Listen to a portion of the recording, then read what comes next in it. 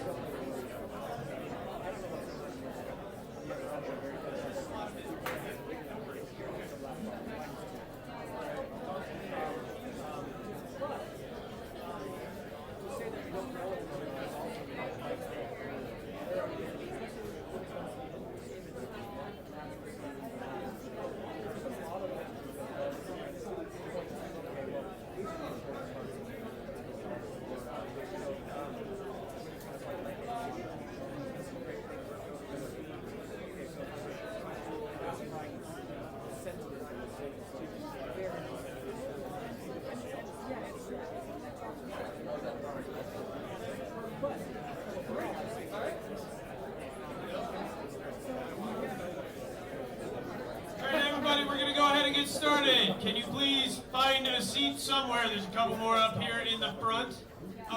And what really is sort of more touching to me than anything is that this room is full.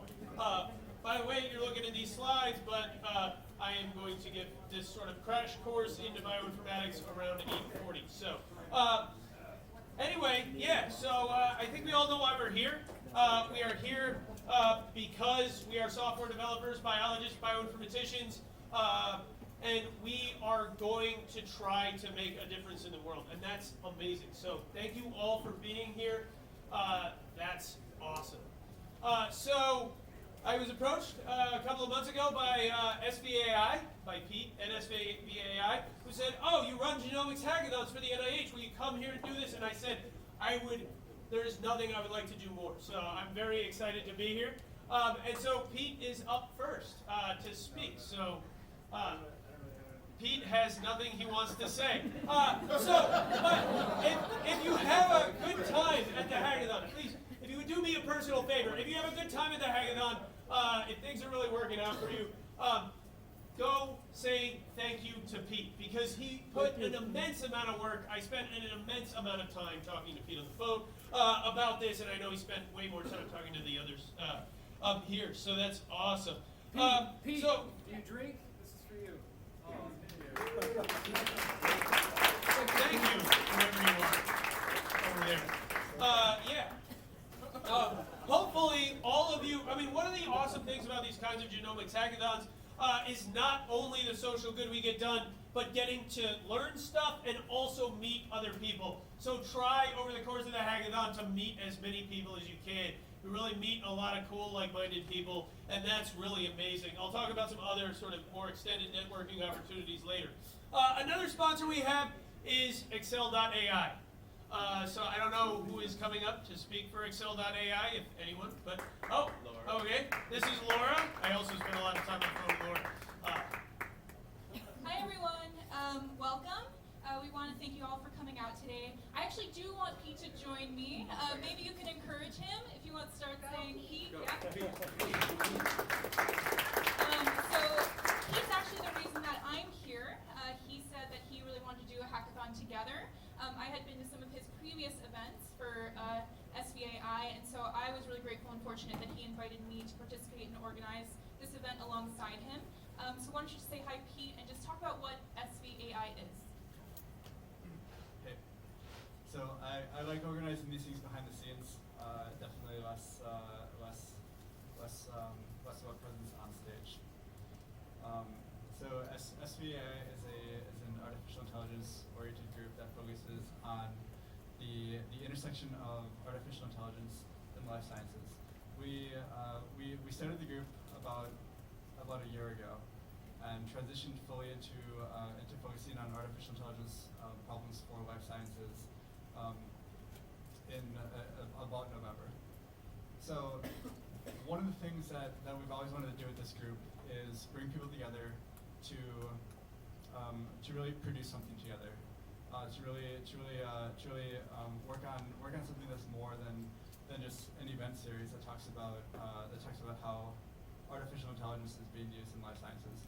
So this is our very first hackathon. This is our very first collaborative event where we're aiming to produce something, and it's a really special event. Onno will talk more about the specific condition. Yeah, the specific context. dataset that we're looking at tonight. But I came from a healthcare background, so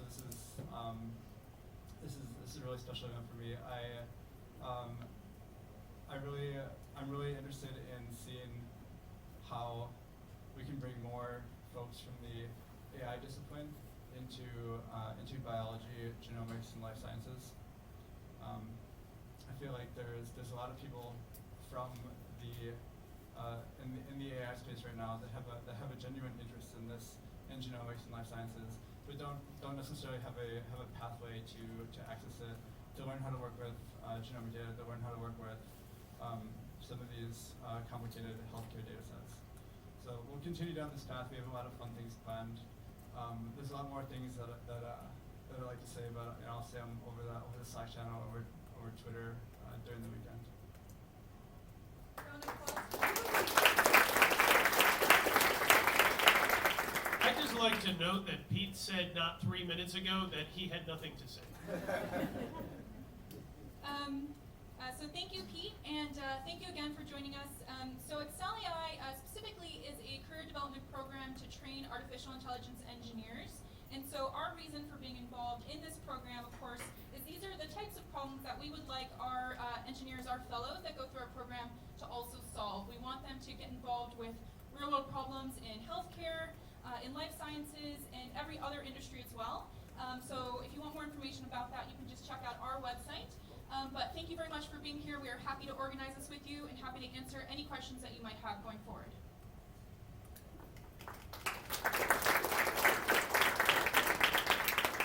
All right, obviously, we are in the Google Launchpad space. So anybody who's with Google Launchpad, or any Googlers, if you want to come up and say a couple of words, you are more than welcome. I'm looking at you. I mean, you don't have to. It's if you want to. All right, if you guys can let him through.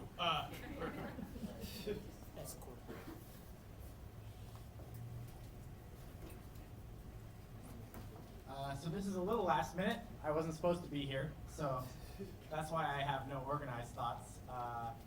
But welcome to Google Launchpad. So I work on Google Cloud Platform, and specifically ML Engine and TensorFlow. So any of you who are playing around with those things, come see me if you have questions. I have nothing else to say. I have a past life in life sciences, so I'm excited to see the intersection. But yeah, thanks for being here. Thanks for checking out this space and doing cool events. I got nothing else. If you see this guy, please walk up to him and say thank you. He was able to step in the last minute and be the requisite Googler in the building for tonight. So he gave up his Friday night to be with all of you. So there is that. So thank you. And apparently there's a couple other sponsors who wanted to say a few words. If any of you want to come up, take 30 seconds, say something. Hi. I'm supposed to limit you to 30 seconds. Okay, great. So. That's fine, because this is also very last minute for me, no organized thought. So I'm from GenLife, and we're actually in InsurTech, which is kind of a tangent to healthcare. But for us, if you think about the healthcare system, right, insurance has a role to play because who pays for healthcare, who pays for the access, and with all the information going on, who gets access. And so we're working right now as an R&D partner for major insurance companies across the world, helping them leverage new and emerging technology like AI, machine learning, blockchain. I'm not sure about that one, but we're trying to figure out, so how do insurance transform from this paradigm of hedging risk, pooling risk, hedging risk, and seeing it as a commodity, and how does insurance begin to view itself as, and be incentivized basically to help us live healthier and longer, because technically they have an economic incentive to do so. And so we're helping them to think about that in the future. So if you were to build an insurance company ground up from today, how would you leverage AI? How would you leverage machine learning to do that, to be more efficient and more helpful? And so we're always looking to make friends in the machine learning AI space. So if you have any questions, if you're interested to look at the healthcare problem from another perspective, feel free to talk to me, or better, talk to my CTO who can't be here today. So I'm happy to connect anyone. Thank you. Thank you. Hi. Hi everyone, my name is June. I'm from NCBI. We're a startup accelerator devoted to biotechnology. We have a space in downtown San Francisco where we give $250K in funding and lab space and co-working space for 4 months, and we have a whole program that ends in a big demo day where companies pitch in front of a lot of investors. So if you have a AI related or genomics related or biotech related company, please chat with me, and we would love to have you join our next cohort. Thank Thanks. you. Anybody else before we turn the floor over to Onno? Anybody? Go, Onno. Yeah, that's awesome. So basically, I'm gonna run through the schedule for the next couple hours. So essentially, we are going to have a series of talks. So first is Onno, but then I'm really excited also to have Marco Giovannini here from the Children's Tumor Foundation. That should be an amazing talk. They really represent a lot of individuals with a lot of phenotypes. And then we will have a couple other folks talk. Anita from iris.ai, and then I will talk a little bit about literature and genomics as well. And then we'll have, then we'll have Burton Earnshaw, and then I'll give sort of a crash course we're getting there, bioinformatics. And then we will get in our teams and start working. Remember that at 4 p.m. on Sunday, we are done. So this is a very intense event. We will go, go, go. But now, without further ado, here's Onno. Hello, everybody. Welcome, first of all. I am really, really impressed by what has happened in the last couple of months. Like, I could not have imagined so many people hacking on my own genome data. It feels a little weird because it's kind of not something you do every day, I guess. On the other hand, it also feels very normal because it's, sounds like it should happen. Like it's all you can do at some point, right? And someone was saying, like, you're sitting on your data. Why? Like, I guess not anymore. Yeah, I think I gave like about over 100 people access now. So if you don't have access yet, we'll set it up tonight or tomorrow morning. So Marco Giovannini, who is coming later, will talk about NF2 in detail. He actually flew in with his own plane, and he had to delay his takeoff because of the weather in Santa Monica. So, but he will be here in about 20 minutes. So really happy that he could join. He's one of the top researchers in NF2. So he will be here the whole weekend and help you guys out on that part of the deal. So yeah, like again, I'm very impressed by the community that showed up. I think there are people mostly like data science informaticians here, but there are also people from the field of biology. I think I'm not the only patient. I don't know, are there any other patients in the audience right now? I don't think so, but there will come at least one more tomorrow. So that's going to be exciting as well. He's also going to hack. Yeah, this might also not be your typical hackathon. I think a lot of hackathons are centered around more technology problems, but this is actually like it's a real medical problem that causes biology issues and issues with your body. So it's going to be interesting to make that conversion from like a biological problem to a technical problem, so you guys can work on it. So I'm really excited to see what you guys come up with, what kind of novel approaches you may find during the weekend. So what you see on the screen is actually part of my data.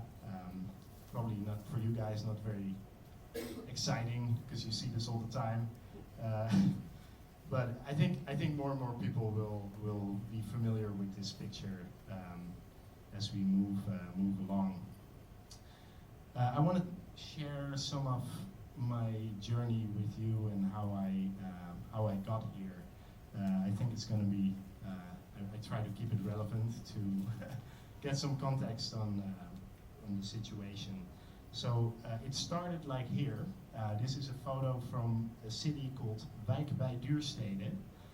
This is in the Netherlands. Maybe you hear it from my accent, but I am not from here. Yeah, so it's, you know, pretty small city, quiet, not much going on. And I want to share like a little story with you, like that kind of, I think tells a lot about how my brain works. So I was once in the kitchen and I was cutting my nails with a nail clipper. And then my mother, she told me that I couldn't do that in the kitchen. I had to go outside on the balcony because the nails would jump all over the place, and she didn't like that. She didn't like to clean it up. And so instead of going to the balcony, I changed the nail clipper in a way so that the nails wouldn't jump away, because I was like, I don't want to go to the balcony. So when I'm confronted with a problem, I kind of try to fix it. Yeah, later I tried to patent it, and we patented it. And I think I was like 12 years old or something. So that it's you know, that's kind of what I do when I encounter a problem.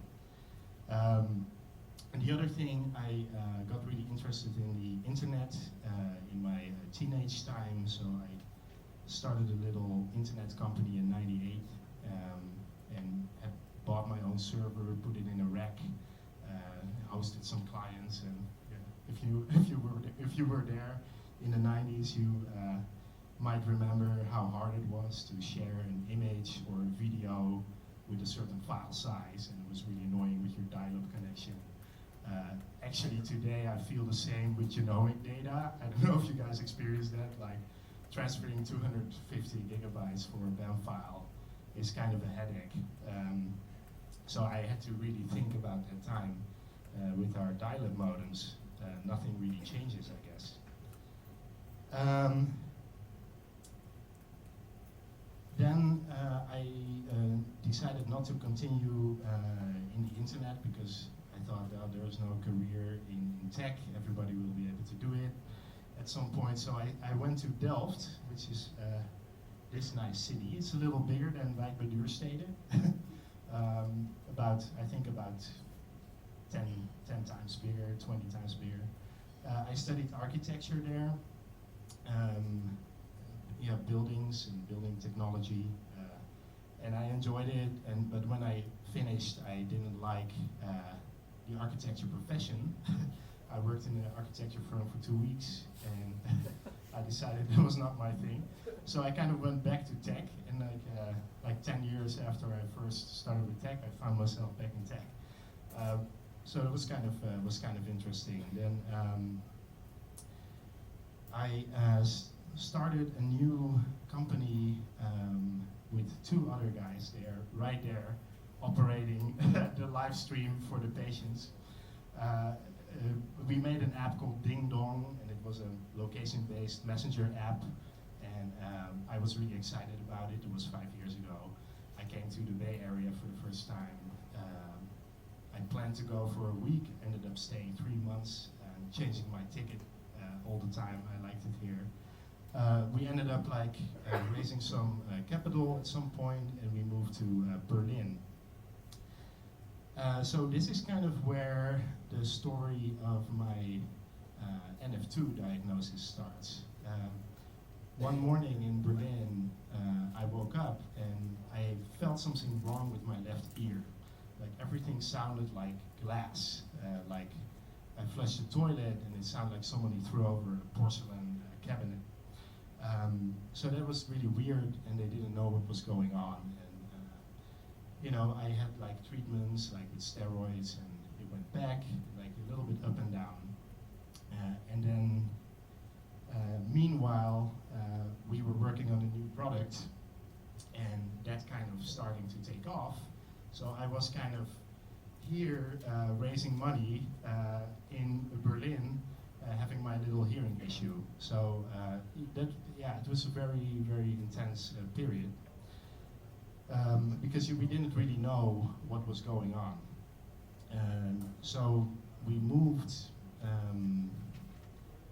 we were kind of in the process of moving here, and then they decided to make an MRI scan.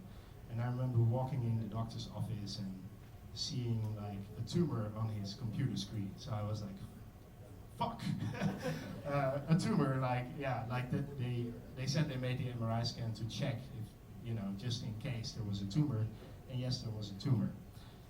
But they told me it's benign, and you know, you will lose that ear, and we just cut it out at some point, and you know, you'll be fine. So I was like, okay, you know, no big deal. You just lose an ear. Like it takes, you know, like you get used to that. Like after a couple of months pass. Then we actually made the move here, and later they made another MRI scan to check, did that tumor grow or did it stay the same? And well, it turned out it grew. So okay, that was not nice. But then they also said like, oh, you also might have another tumor on your other side, like on the other ear nerve, and you may have this disease called NF2. So I was like, okay, and they told me to Google it. And just beware when your doctor tells you to Google something you might have, because you see the worst cases like pop up on top, right? Those are the cases that go viral and are the most sticky. So I saw like people go deaf, they go blind, they get paralyzed, like end up in a wheelchair. It wasn't pretty. But they were not sure, so they made another scan that was like more precise, and a scan of the spine, and then they said, yeah, we confirmed it was a tumor, and you also have a tumor in your spine. Like, oh, okay, third tumor, you know? So, you know, it was kind of a roller coaster of bad news, until I talked to a doctor in LA, and he said, oh, you're 33, you only have 3 tumors, you have a mild case. So I was like, this is the first good news I got in a while. Like, on a parallel track, when I was here the first time, like 5 years ago, I met a few guys that were in genome sequencing, genome analysis. And to be honest, I was always fascinated by it. So every time I would go here, we would kind of have a little chat about what they were doing. I thought it was fascinating. And yeah, their software, they're making some software that actually studies the genome of one particular individual. That's how they got started. So when this happened, we were like, okay, let's try, let's do something. Let's sequence me and my tumor.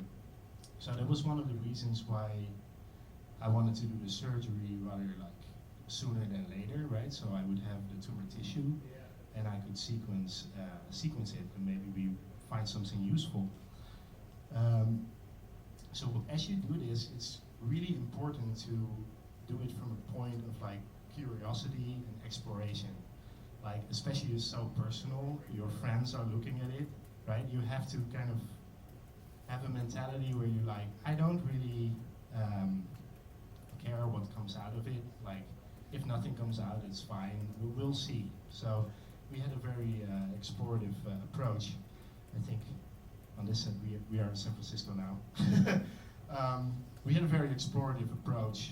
So we did that, we sequenced it, and at some point he came to me and like, oh, we have some results, like there might be another gene affected too, they seem to be related, like they did some pathway studies, and there was a drug that would target that other gene that was affected. So for me, that was a big turning point, because I thought, hey, this actually seems to pay off.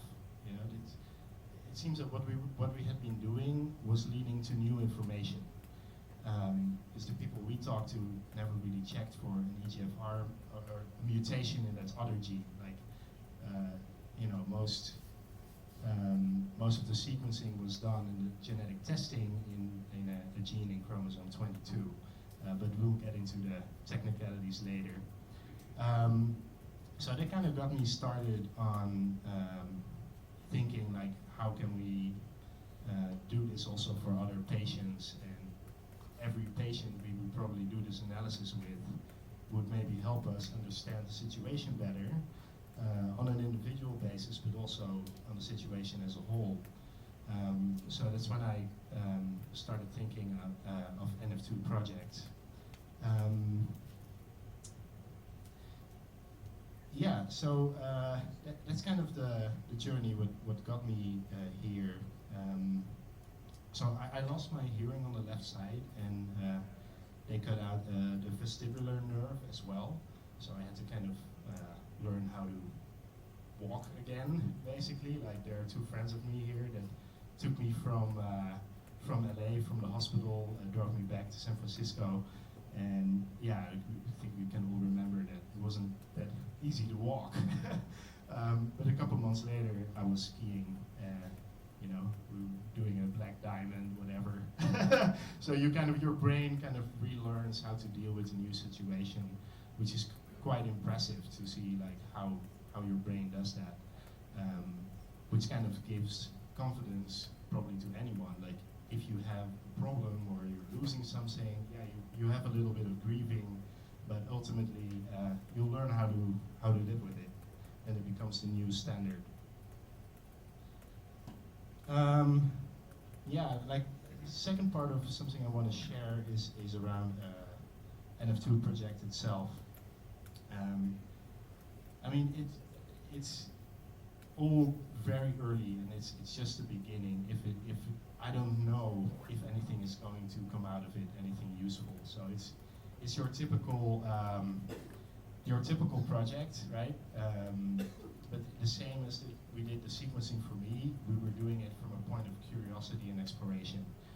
I strongly feel there is something here, so putting all my effort in it. But yeah, it's also a path that is kind of unknown. So to me, that's an exciting thing. There are a bunch of things that I think motivate me to do it. One is, I think the patients, it would be really nice if the patients play a more active role in medical research. So it sounds actually funny, but the patient is is there, but it doesn't actually play like a crucial key role. It doesn't seem to be the user, the customer. You know, it's basically a pretty old system that feels, you know, ready to be challenged at least. So I'm really motivated when I talk to patients.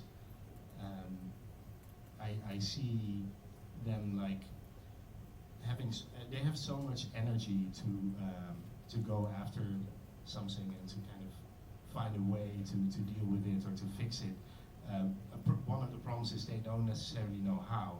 So I am very lucky to be among people that actually know a way to look at it, like, and amongst all of you. But most patients don't have that luxury. So that's, for me, is one of the reasons to do this. Another thing is that I see a lot of new technology coming up here, right? Like AI, the genomics becoming much more accessible, cloud computing. Those technologies, like, we are all very familiar with, or most of the people here are very familiar with it. But it doesn't mean that, you know, the rest of the world is. So I think creating a bridge and bringing all these new technologies to these problems, that is another motivation for me to do this.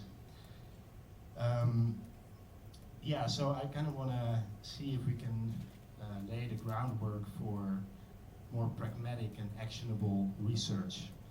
So a patient, you know, they just want to know, which trial should I sign up for, what food should I eat, what food should I avoid.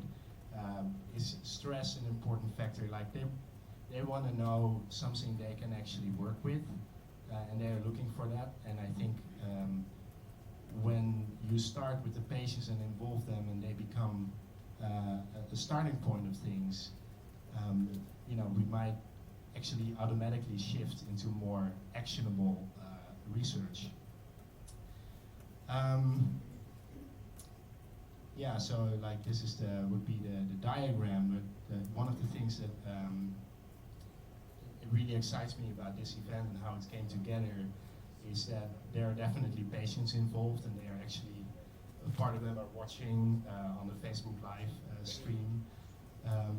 So that's really cool as a starting point, but also there will be people from research. Marco is going to talk about it, the biology field, and people from the computer world. And I think when these things come together, something really cool can happen. So the third thing is just about this event, the hackathon, right? We actually had a lot of fun organizing this event, and I want to, before I say anything else, I want to thank the people that put their heart in it, because there's definitely, what I've seen is the people that were coming to volunteer, there was much more for them to do this than only organizing another hackathon, right? Like, I mean, I'm just an example case, but anybody can get a problem like this, and a lot of other problems you might have in your life like become less relevant, let's say. So I think we all feel that when we were organizing this, and I'm really grateful that everybody that helped organizing put so much of their heart into this. So yeah, what do we hope to achieve? Well, I think we can't really know. I think this is probably a hard hackathon to participate in, because it's a really hard problem we are dealing with, and I think we need a lot of creativity and kind of boldness to look at this problem. Yeah, and I think it would be great if we have more questions at the end of this hackathon, or maybe we find even novel approaches. But what is it we need to look at next? That's going to be really interesting to know. Apart from maybe other results that might come up. Yeah, and another thing I want to point out is we had some discussion around IP and ownership of data, and how open should this be. I think in a hackathon like this, I feel strongly we have to be as open as possible, right? So this hackathon is not about creating new IP. It's about getting to know each other, collaborating, and coming up with novel ideas that might actually help patients one day. So there was a little bit of a journey. We have the data privacy we need to think about.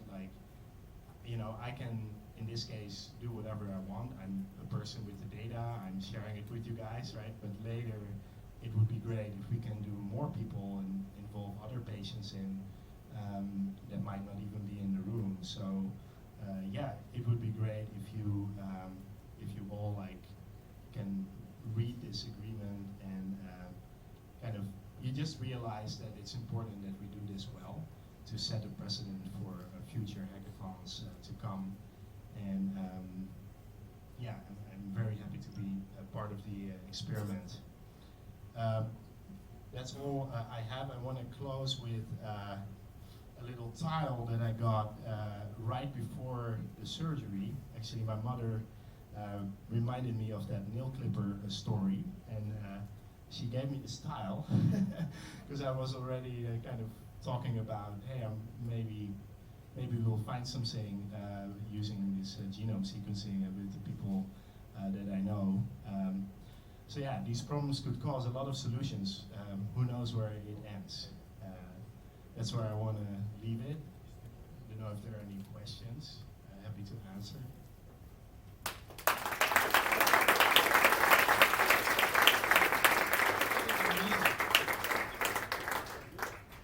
Are there any questions for Onno? Just one or two questions. Yeah. Have you started any personalized therapeutic process? The answer is not yet. We found a potential therapeutic, but again, you never know if it works, first of all, and there are like reasons to start with it now or start with it later, but that would be the goal for me in the short term, like find an existing drug that's already on the market, FDA approved, maybe not labeled for NF2, but we can find something that I could like try out with relatively low side effects. Then in the future, like we might come up with other things like the gene therapies, gene editing, and all these kind of things. But yeah, in the short term, we just are looking for an existing drug that's already like known and well studied. Did your doctor give you a checklist of options? The question is, did my doctor give a checklist of options? Not really. There are like different clinical trials for NF2 running right now. I don't know if Marco is going into. Marco arrived. That's nice. Thank you. Welcome. I don't know if Marco is going to talk about that, but there are like 20 drugs that have been trialed for NF2. None of them really made it through the whole cycle, and they all have pros and cons, and they work for some and they don't work for others. So that is something in the hackathon we can actually try to look at. My last question. Any one of these drugs involves immunotherapy? So the question is if any of the drugs involve immunotherapy, and the answer is no. Not yet. And the reason is, I mean, I think there is some work being done on that, but again, Marco probably knows more about that.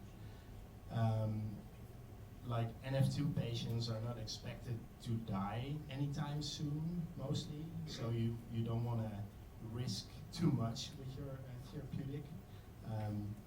So you have time to try a bunch of things like, without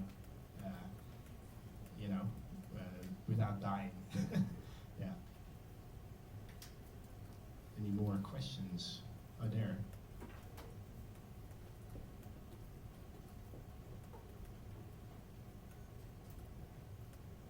Thank you. Hi, my name is Mary Grace. Just out of curiosity, where did you get your tumor sequence, and also did they sequence a specific tumor on all three sides, or just your whole genome? And did they sequence normal tissue, surrounding normal tissue as well? Everybody heard that question? Yeah. So the question is if where I got it sequenced and how. So we did it with the Broad Institute, or Broad, or however you want to call it. And all the sequences were done, the whole genome, and we sequenced my blood, the tumor that was removed on the left side, and my brother. So we did those three, and those are the three data sets you will have access to as well. What you had another sub question to that? Yeah, like I can actually share another small story. Like during actually Marco was there during the event. Someone asked me the same question, like, do you have another tumor sequence as well? Because it could really help. All these tumors can be different, right? So I was like, no, not really. I have another tumor on the right side and one in the spine, but you cannot really take a biopsy there, right? Then I remembered I had a little bulge here, and I was at a table with probably 5 pretty well-known NF2 doctors, and they were like feeling it, and they were like, yep, that's a schwannoma. And I was like, okay, great, because this one can be easily removed and sequenced. So yeah, we may have another data set soon. Who knows? I have one last question. Can Marco use your laptop to present? Absolutely. Awesome. All right. Great. So I guess a lot of the reason we're here is for the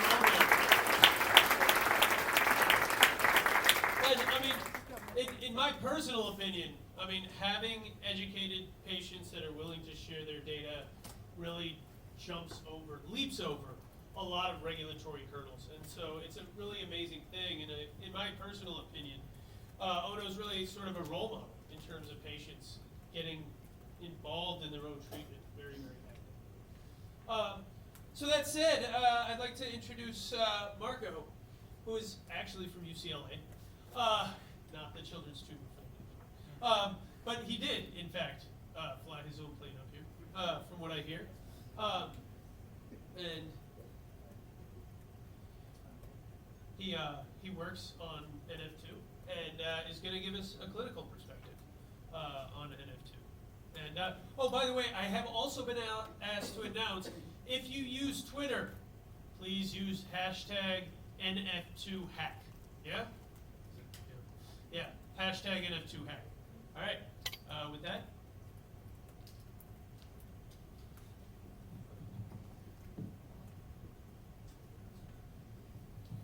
Hello everybody. I made it in time. Well, I'm Marco Giovannini. I'm a professor of head and neck surgery at UCLA, and I've been working on NF2 research for the last 20 years at least.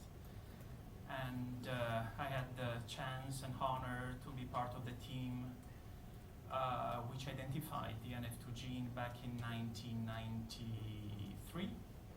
And then at the time I was a young postdoc. Then my next project was to develop mouse models of NF2.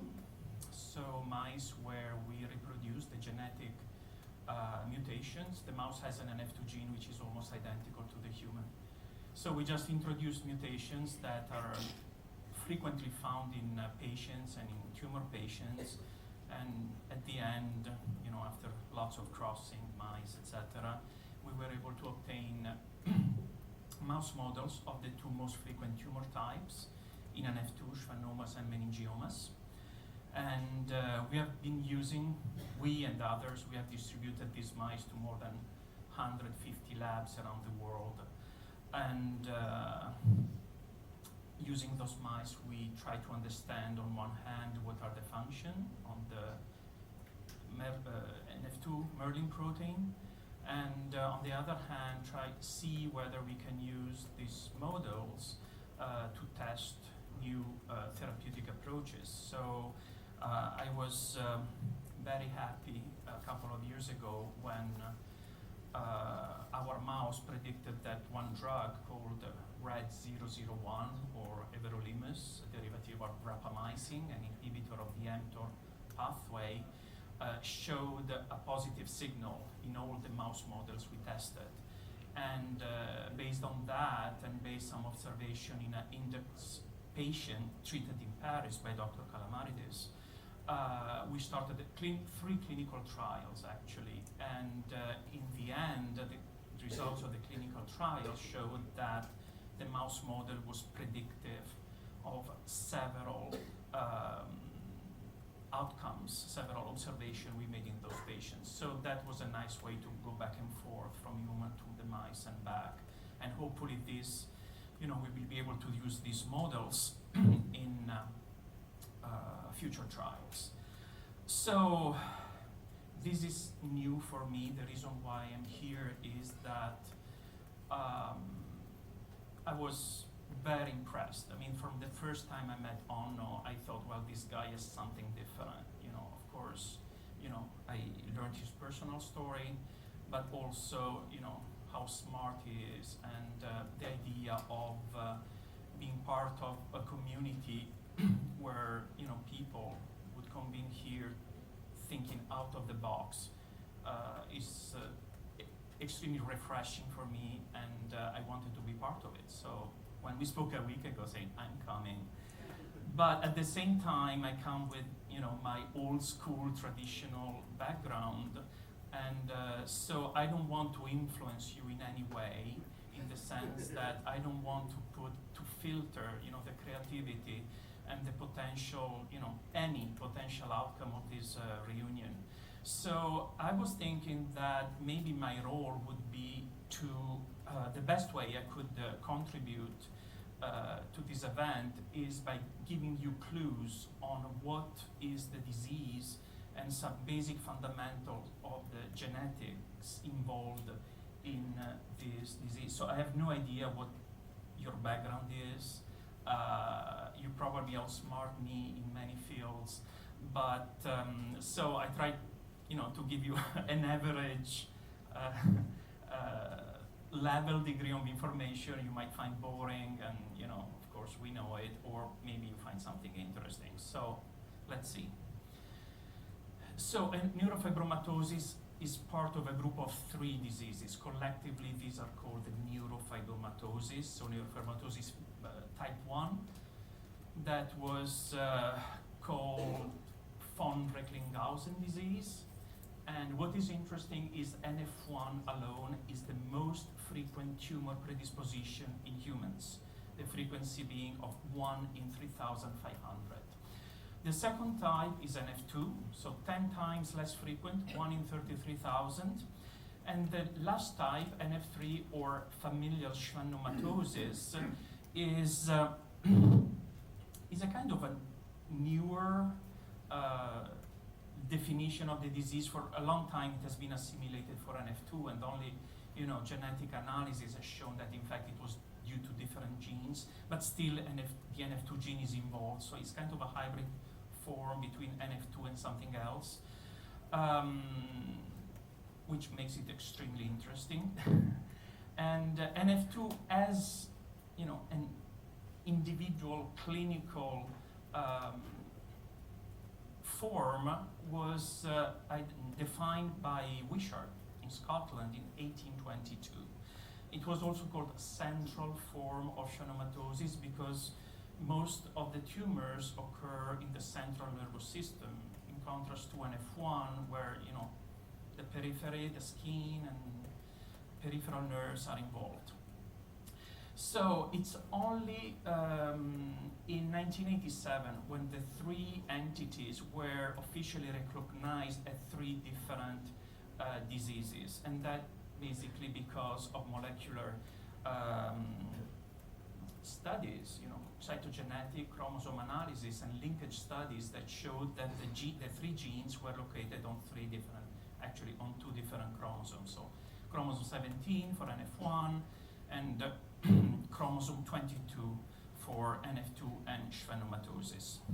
You can interrupt at any time. This is not formal, not a formal presentation. So about 92% of individuals with NF2 have been shown to carry NF2 mutation in the second or greater generation of family. Why is that?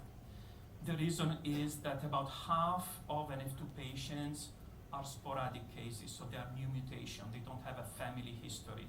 So it simply happens that the mutation occur during their embryonic development. And of course, the phenotype becomes fully penetrant in the following generation, because about 30% of that 50% of sporadic NF2 cases are mosaic, meaning not all cells in their body carry the mutation. So that gives rises to milder phenotypes, so maybe and segmental forms, patients that have only tumors in a leg or only in the vestibular nerve, and but of course once the mutation is transmitted to the progeny, it becomes fully penetrant. What else?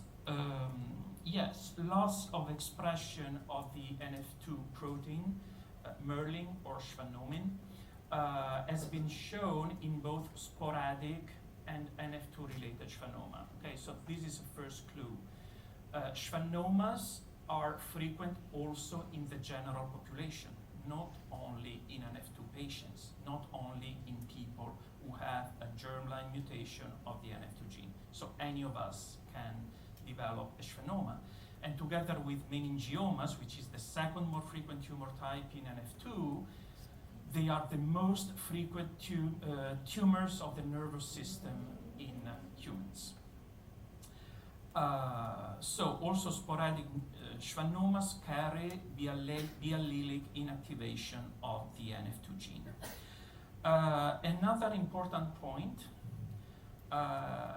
we used to show this paragraph to the pharmaceutical companies, trying to convince them to invest on a rare disease, because although NF2 is relatively rare, we said 1 in 33,000, population studies showed that about 1 in 300 people, again, not NF2 patient, general population people, will develop a tumor in their lifetime with an underlying sporadic NF2 mutation. So pure random chance of getting an NF2 mutation, resulting in the same tumors that we see in NF2 patients, but also in other tumor types.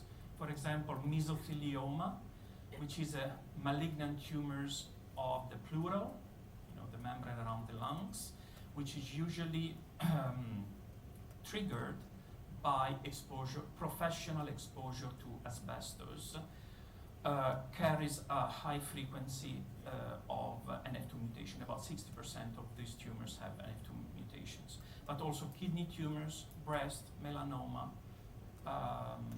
liver tumors can carry NF2 mutation, usually in addition to other gene alteration.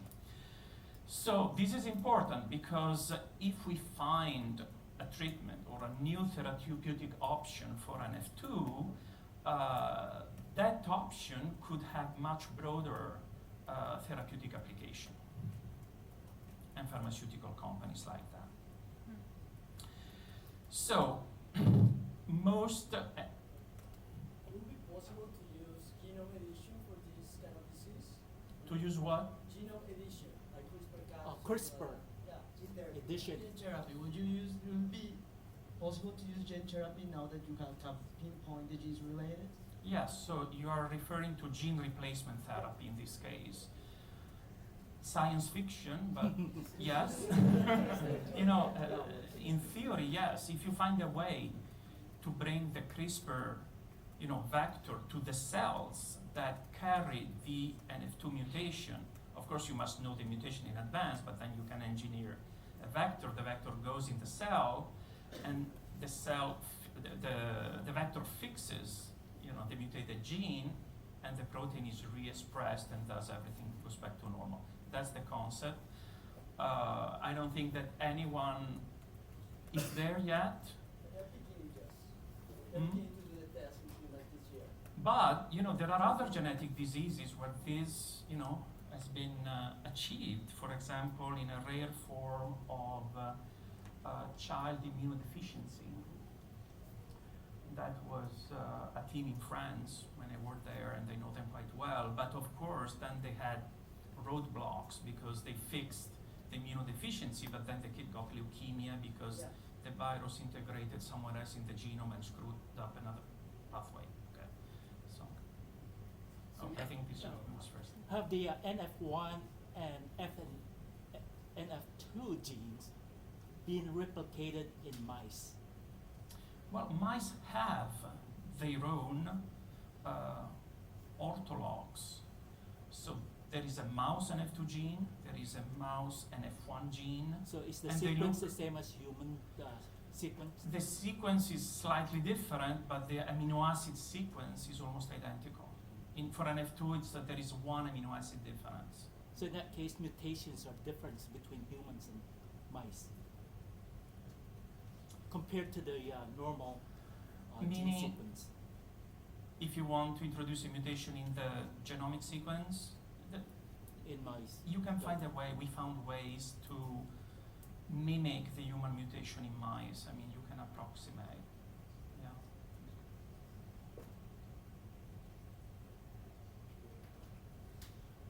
Okay. I don't know if I can hear you. but Maybe we'll hold Okay, we discussions hold. until a little bit later. Yeah, just there's a I'll lot. be of around people. all weekend, so. Unless you kick me out. And these are great questions. So, I already already mentioned that mutations of both alleles of the NF2 gene have been found in tumors from NF2 patients, but also in patients with sporadic vestibular schwannoma. So those patients, general population, suddenly unilateral hearing loss, there is a tumor, that's what we mean for, sporadic vestibular schwannoma. So both sporadic and NF2 carry inactivation of both genes, of both alleles. So just to give you, to summarize what is genetic mechanism, this is a classic, from a genetic perspective, this is the classic mechanism of inactivation of a tumor suppressor gene. Okay, so both copies of the gene must be inactivated in order to develop the tumorigenic potential of that mutation. So one allele is not sufficient. So in the case of NF2 patients, one copy is mutated in the germline. So every cell of the body carry one NF2 gene mutation in one chromosome. And what happens, the second copy, and usually it's a point mutation, then the second allele of the NF2 gene is mutated, this time usually by deletion, or can be another point mutation, but usually it's a more or less large chromosomal deletion, resulting in biallelic inactivation of the NF2 gene. So if you look in the blood or in a fibroblast, in whatever cell of the body of an NF2 patient, you find one mutation. If you look in the tumor, you will find two independent mutations. Okay, so this is the classic tumor suppressor gene inheritance and mechanism of tumor development. In the case of the general population, so people who carry two wild-type normal NF2 alleles, both hits occur in the cell of origin of schwannoma or meningioma. So there is a normal Schwann cell. Suddenly, this normal Schwann cell loses a copy of the NF2 gene.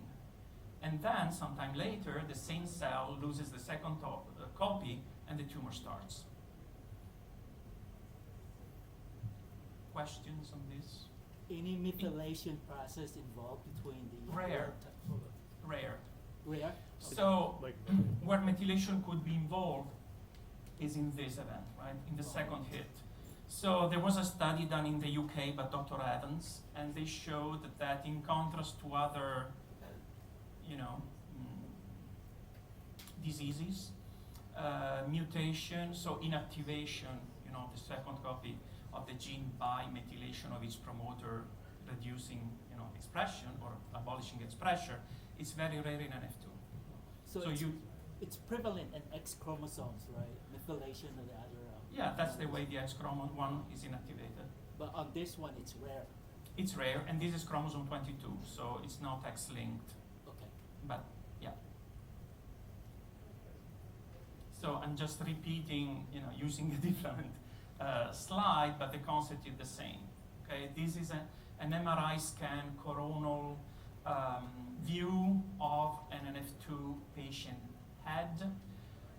This patient had the three tumor types that are more frequently associated with neurofibromatosis type 2. Bilateral vestibular schwannomas, ependymoma, about 4 to 8% of NF2 patients also develop ependymomas, a kind of central nervous, kind of glioma. And meningioma, about 50% of NF2 patients develop meningioma. So, if we do genetic analysis of these tumors, we found that all tumors carry biallelic mutation or inactivation of the NF2 gene, so they are NF2 minus. But if we test a normal cell from this patient, only one NF2 gene is mutated. Okay, so the concept of germline mutation.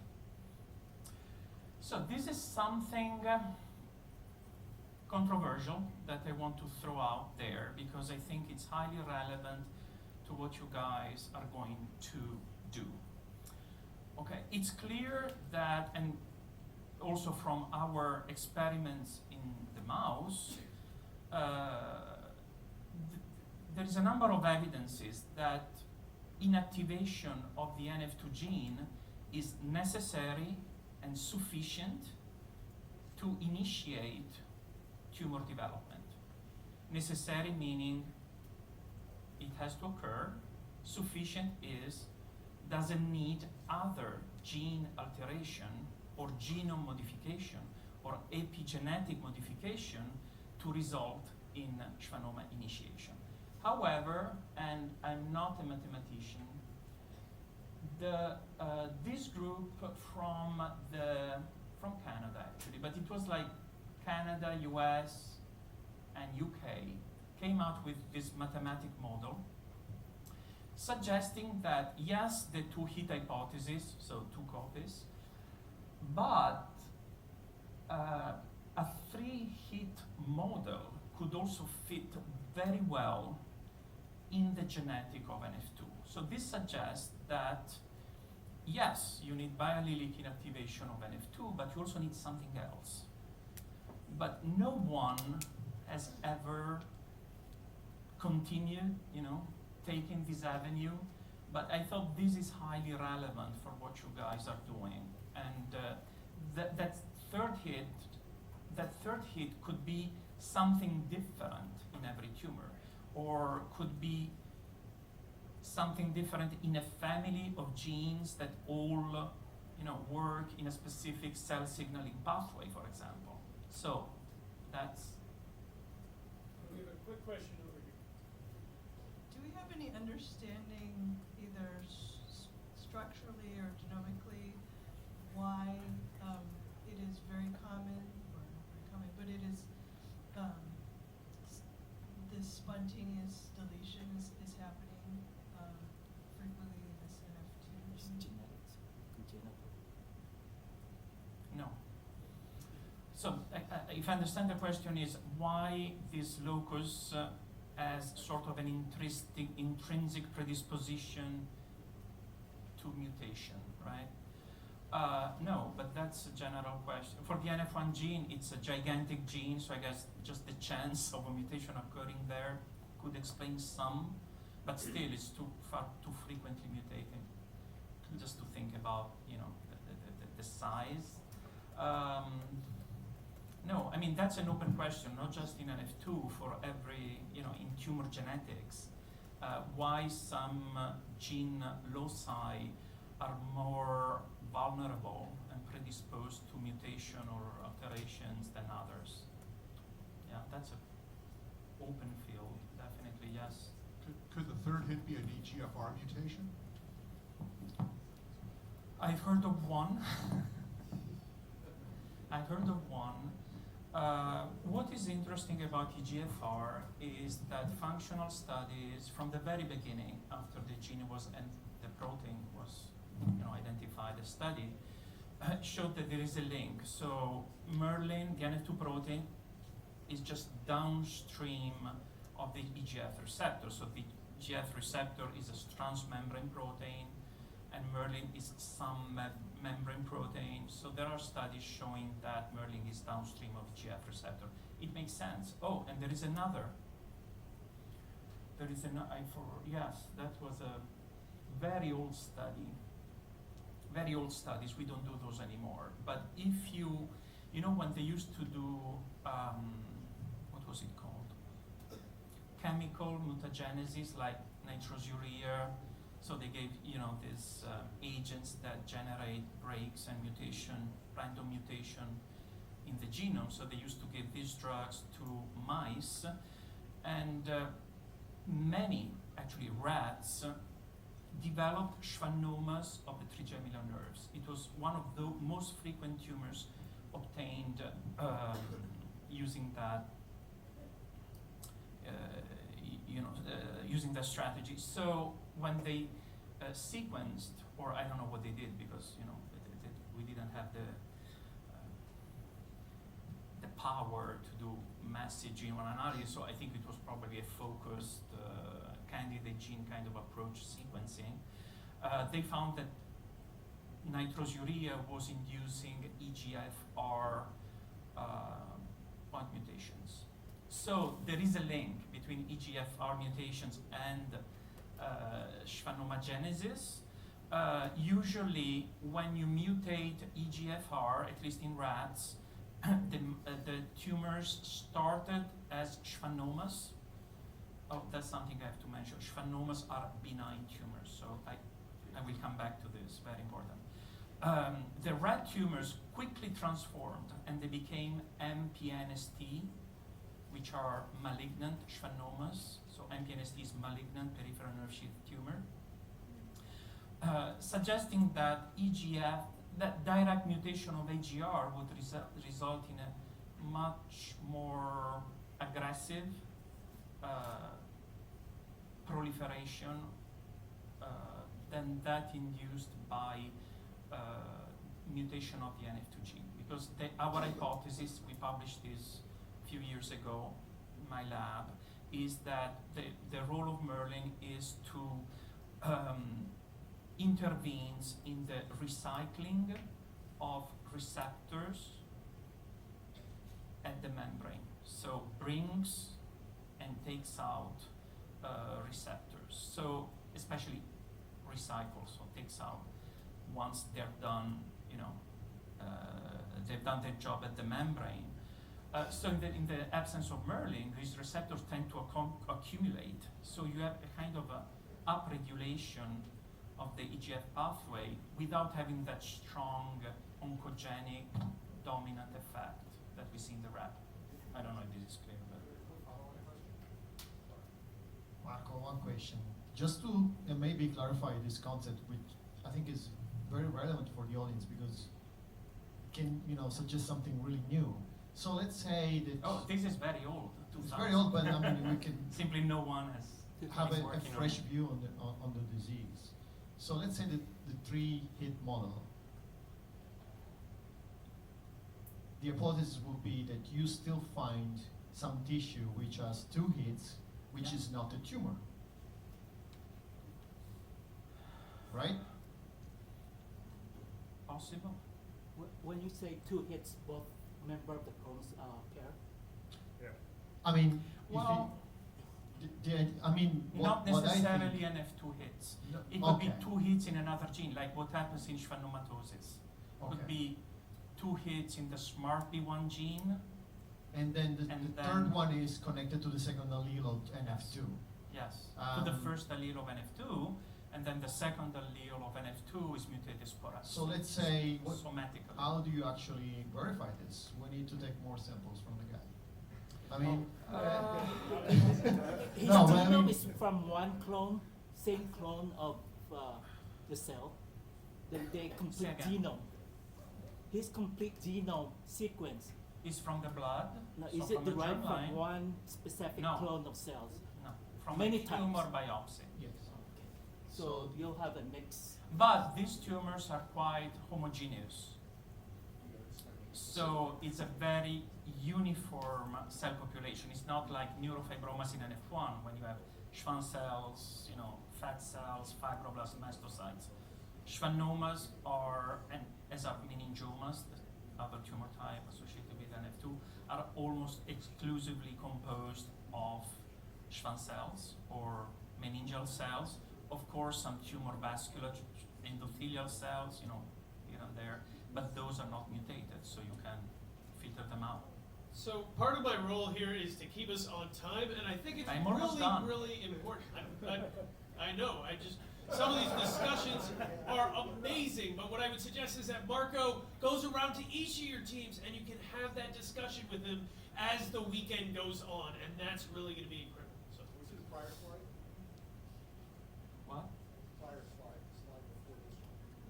Go to the previous Or links to the slides. Oh, this one. Well, maybe we can download the paper. Yeah, Right. it helps on the site. Yeah, we can Where pop is the it? paper up. Everything that involves No big NF2. deal. Oh, genetic epidemiology. Yeah, we should be able to download it. We can. Yeah. PDF. Yeah. So what's going on?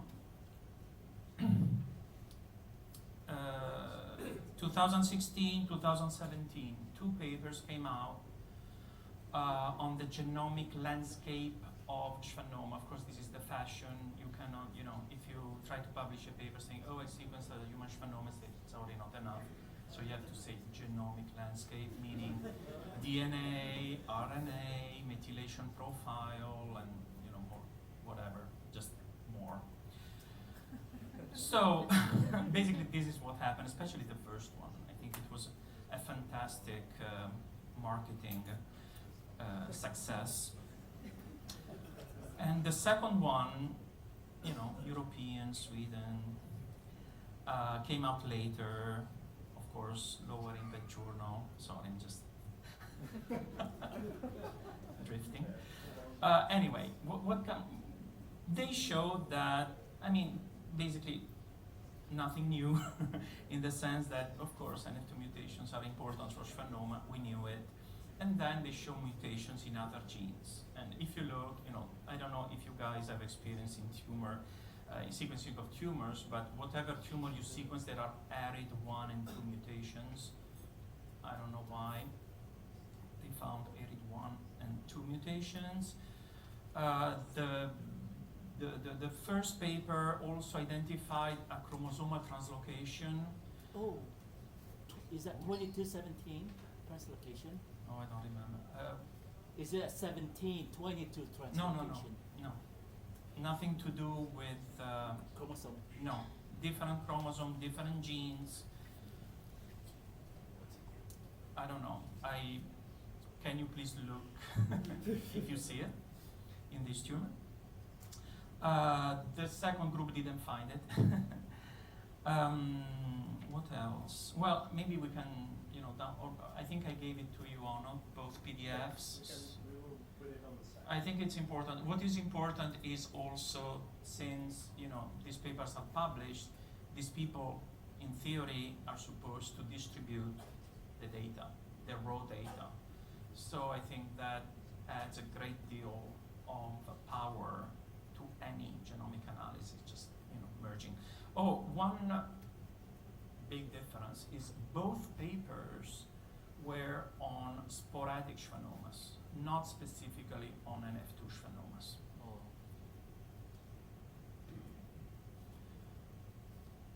I threw just questions. Something that I always found extremely intriguing and intellectually challenging is why mutation in such an important gene as the NF2 gene result only in 3 tumor type. Okay, so what are the determinants of the tumor spectrum? Why the tumor spectrum in these patients is so narrow, so restricted? Why all these tumors are benign tumors? So what is a benign tumor? A benign tumor is a tumor that does not invade the neighboring tissues, does not give metastasis, and does not spontaneously, most of the time, in the case of schwannomas, they never undergo malignant transformation unless irradiated. So there is a huge debate on the use or non-use of radiosurgery for NF2. Unfortunately, this is more and more frequent. Not in our clinic. And I can elaborate why we are against it. Meningiomas is a different story. 90% of meningiomas are grade 1, so benign tumors, but the other 10% are grade 2 and 3, so progressively more and more malignant, so atypical and anaplastic.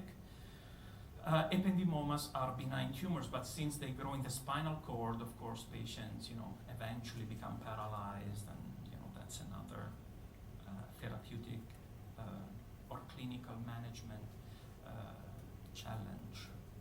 But usually they respond well to surgery when it's well done. So are the mechanisms, the tumorigenic mechanisms initiated by NF2 loss tissue specific? Could be tissue specificity the key to explain that restricted tumor spectrum.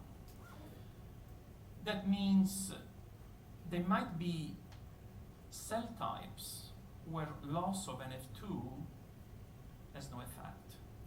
Either kills a cell or is an innocent bystander genetic mutation and the cell doesn't care. That's one explanation. I tend to think that this is the right, at least one, of the factors influence that, tumor spectrum is also because when we first generated mice, knockout mice, that carry only one allele, mutated allele of the NF2 gene. So genetically, they're identical to NF2 patient. So we followed the mice, for tumor development, close to 2 years.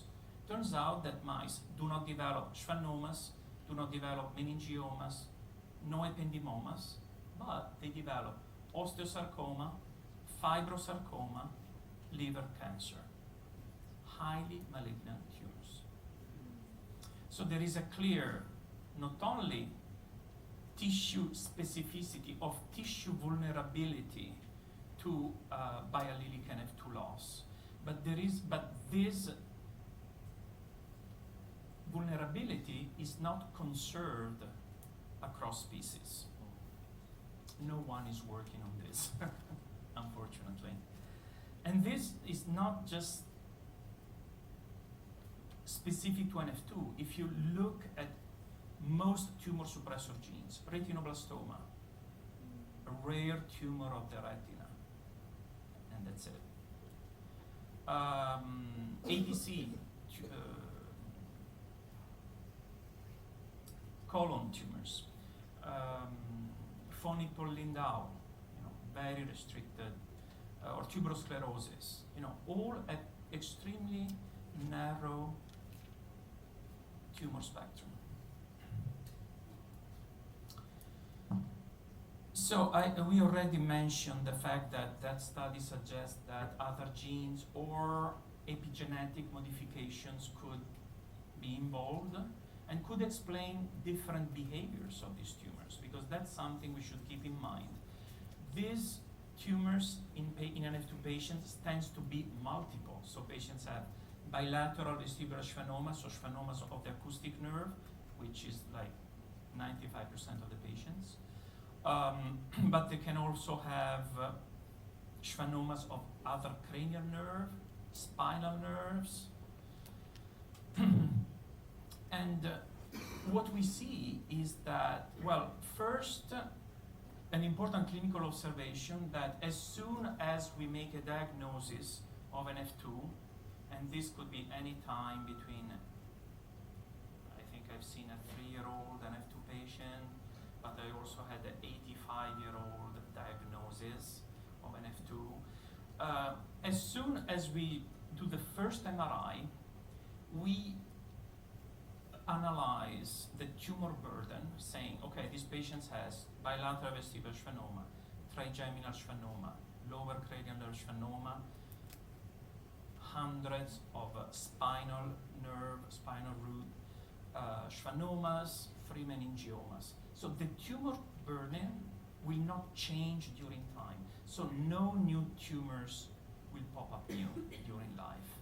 So that explains that these are developmental tumors, so they start very early in development.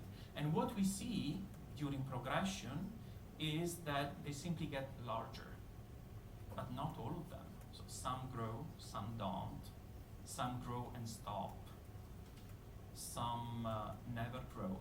So that's what makes the clinical management of NF2 extremely challenging. And because we sort of, the best therapy for NF2 is do nothing. So what we call the wait and follow or wait and see approach, meaning MRI scans every 6 months in the case of growing tumors, of every year in the case of no growing tumors. So, okay, NF2 mutation, probably other gene mutation that can modify the tumors that are initiated by NF2 loss. So those additional alteration could decide whether the tumor grows or stops, for example. And what are the therapeutic implications of those other genes alteration? It means that our targeted therapy must take care also of those mutations, or hitting the pathway, the main pathway that is deregulated by NF2 loss sufficient to have a therapeutic effect. Finally, all this could lead to personalized medicine, of course, individual treatment option. But in this case, it's not just individual as a person, it's individual tumor therapy, okay? Because, again, we assume that, you know, other events influence the growth, the expressivity of the disease as far as individual tumor response to NF2 loss.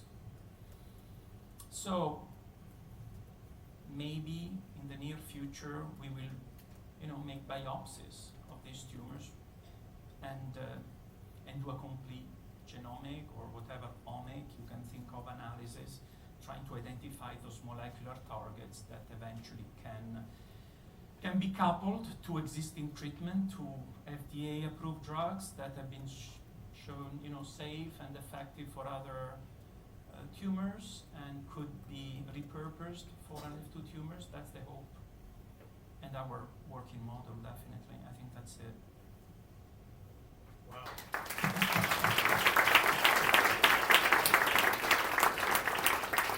All right. Are there any questions for Marco from somebody who hasn't asked a question yet? And a lot of people had fantastic questions and really led in good directions. Marco, we have some data from one patient and a sibling. Do you know of other databases available for NF2? You obviously must. Also, do you know of RNA databases, gene expression databases, which may allow us to look more into the pathways? Well, I think those two papers that I showed, 2016 and 2017, that's where the data is. The question is how we get it. I don't have it. We requested it. And, oh, sorry, you requested it, but they didn't. No answer.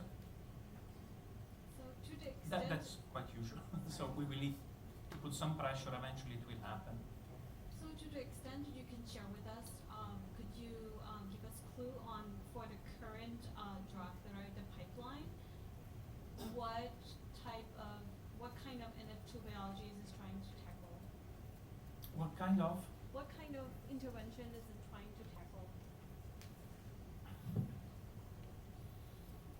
I mean, nothing fancy or out of the box. You know, it's a classic approach of taking drugs that are approved for other indications in oncology and say, oh, maybe NF2 deficient cells have upregulation of the mTOR pathway, so we use an mTOR inhibitor.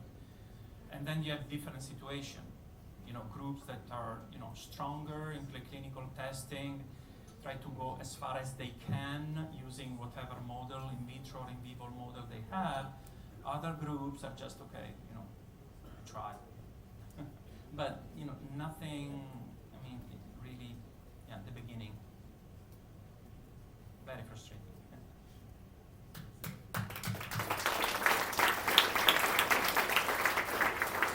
All right, so I'm going to introduce our next speaker, and then I'm going to say a couple of things. That was a phenomenal talk. And actually, as an academic and somebody that works a lot with biomedical literature, I'm very excited about the next talk. Anita from iris.ai is going to try to tell us how we can differentiate quality research papers from identify quality research papers. I will just go with the title of the talk as it is written. So we are running about 15 minutes behind, which is totally normal for being an hour into an academic symposium. However, we want to not be an hour behind because we want everybody to have close to 2 hours to be able to scope their projects. And scoping is so important for these types of things. So, what I would ask is that everybody only ask one question per presentation. It's awesome that you guys are asking questions. The questions you are asking are absolutely substantive and on point, but please, one question per presentation from now on. Everybody good with that? Any objections? Awesome. And there's a little, and yes, you can ask questions on Slack if you have other questions. My computer died. Give me a minute. Okay. Once again, just to remind you, if you do use Twitter, hashtag NF2Hack, and yeah, you can put all kinds of stuff on Slack, and you know, you can put stuff in the general channel, or we can even set up a questions channel. If people have just general questions, Marco can jump on there, or I can jump on there, a bunch of people can jump on there and answer questions. Or you guys can answer questions. By the way, while we're waiting, just so I have an idea, how many of you would consider yourselves bioinformaticians? That's amazing. So about 30% of you. How many would you say you're developers? Okay, almost, there's some overlap there, and other people do other things, which I look forward to hearing about over the next 2 days. So, without further ado, Iris. Awesome. Thank you. So I met Laura on a boat outside of Oslo in Norway just a few weeks ago. And she told me, I told her what my startup does, and she told me about this event here and said, if you happen to be in San Francisco, you should come and make your tool available for everyone over the weekend. And it so happened to be that I was going to be in San Francisco. Actually, I moved here this week, so that kind of worked out very well. And actually this comes with a little bit of, I'm not going to be too personal here, but it comes with a little bit of, especially, I find what is being done here, especially kind of personally important. And I do have a sister that was born with a genetic mutation. She was born almost deaf and almost blind, and also, and it's called Rubinstein-Tybee, and part of that is also, you know, higher risk of growing tumors. So while it is very different, it is also something that is very close to my heart. So if what we're doing at IRIS can help any one of the teams during the weekend, then we are very, very happy about that.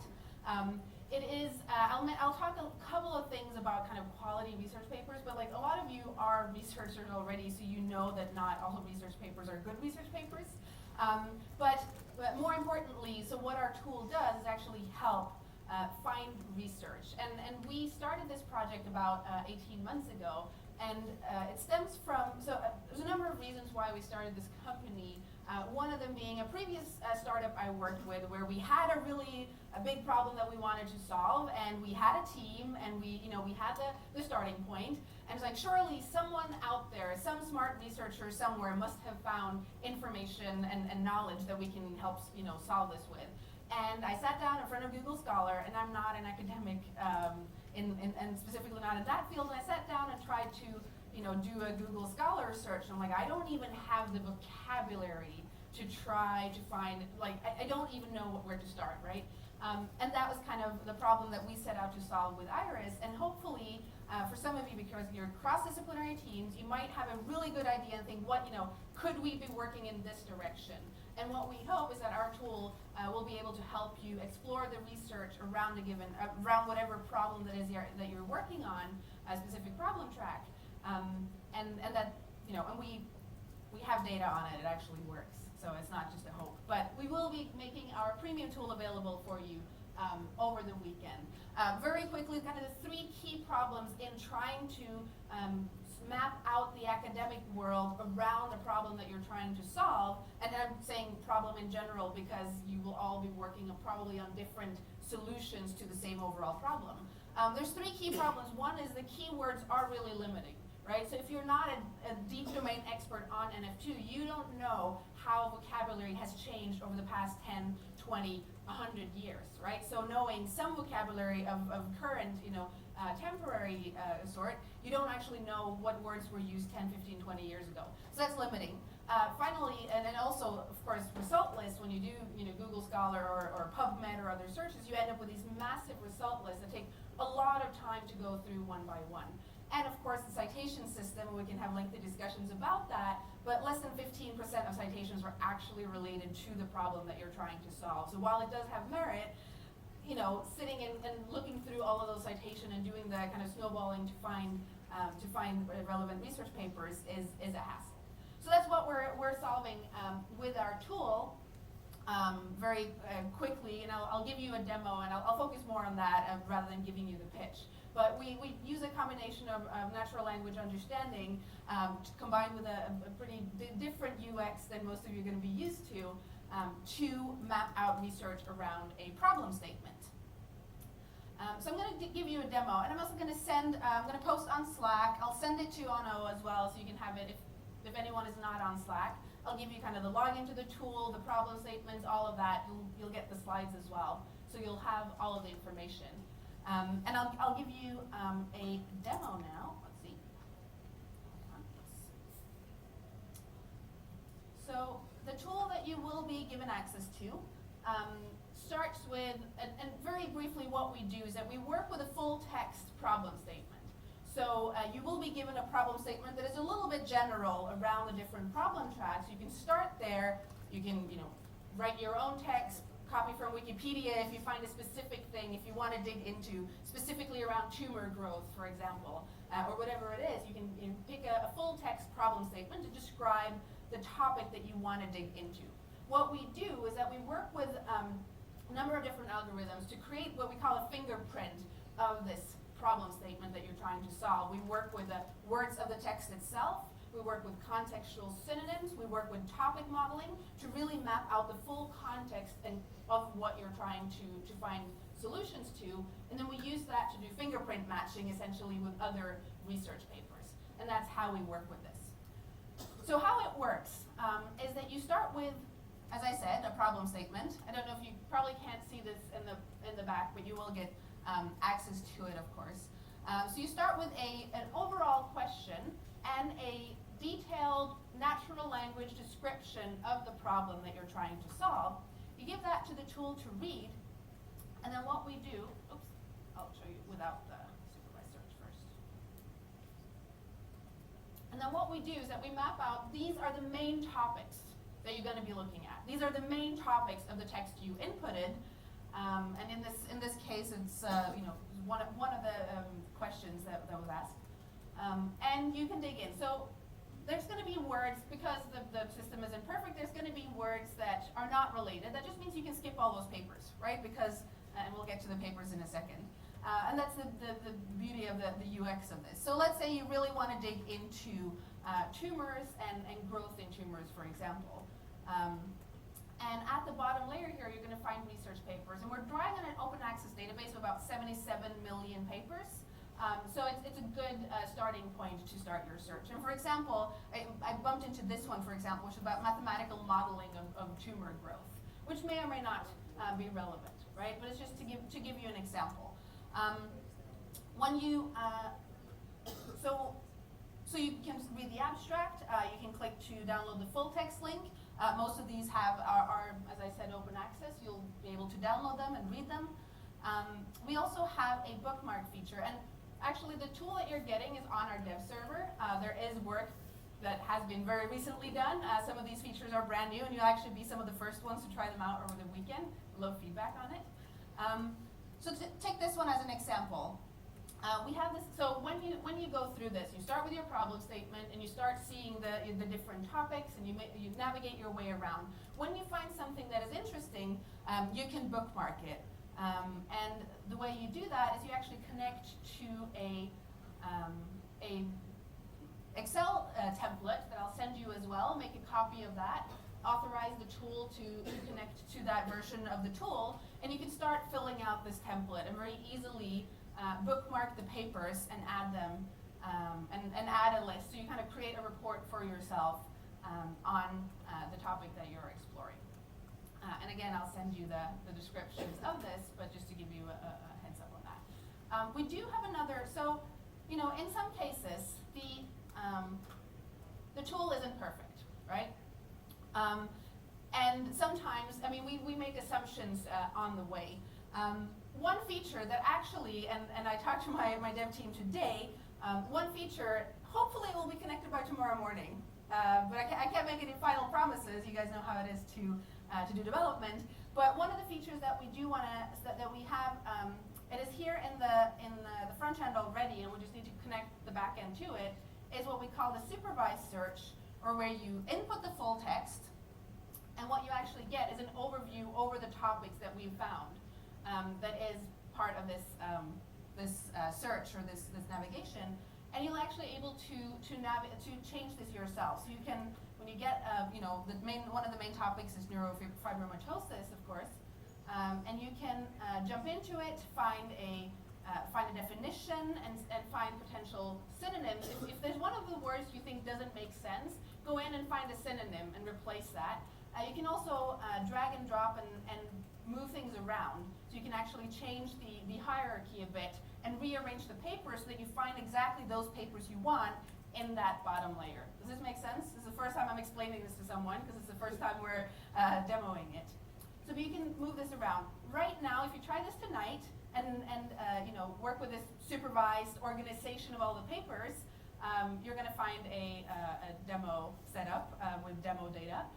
But as far as I'm aware, with 90% chance, you'll be able to see the final results tomorrow morning in whatever problem that you're trying to solve. So that's that. A couple of things. Any questions about the tool? This is a very quick demo, but any questions about the tool? I have a couple of more slides after that, but. Are you computing like a low-dimensional document vector from that input field and then doing like a nearest neighbor type of thing to find the papers? I'll show you what we do here. So I can send you the paper on the document matching as well. So what we do is there's a number of different algorithms. So we do keyword extraction. TF-IDF is a statistical model. Sounds like you know a little bit about these things.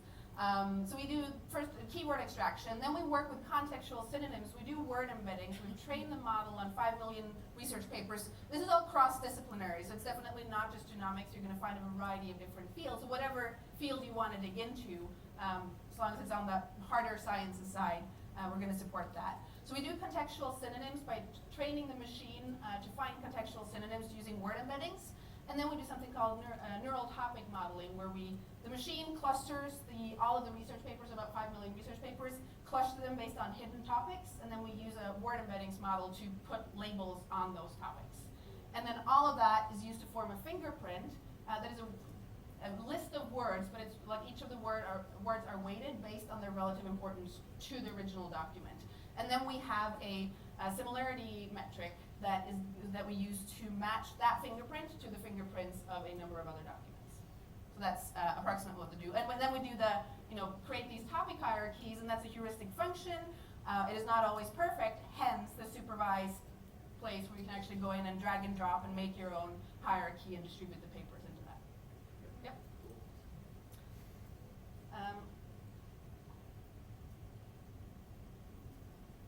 All right.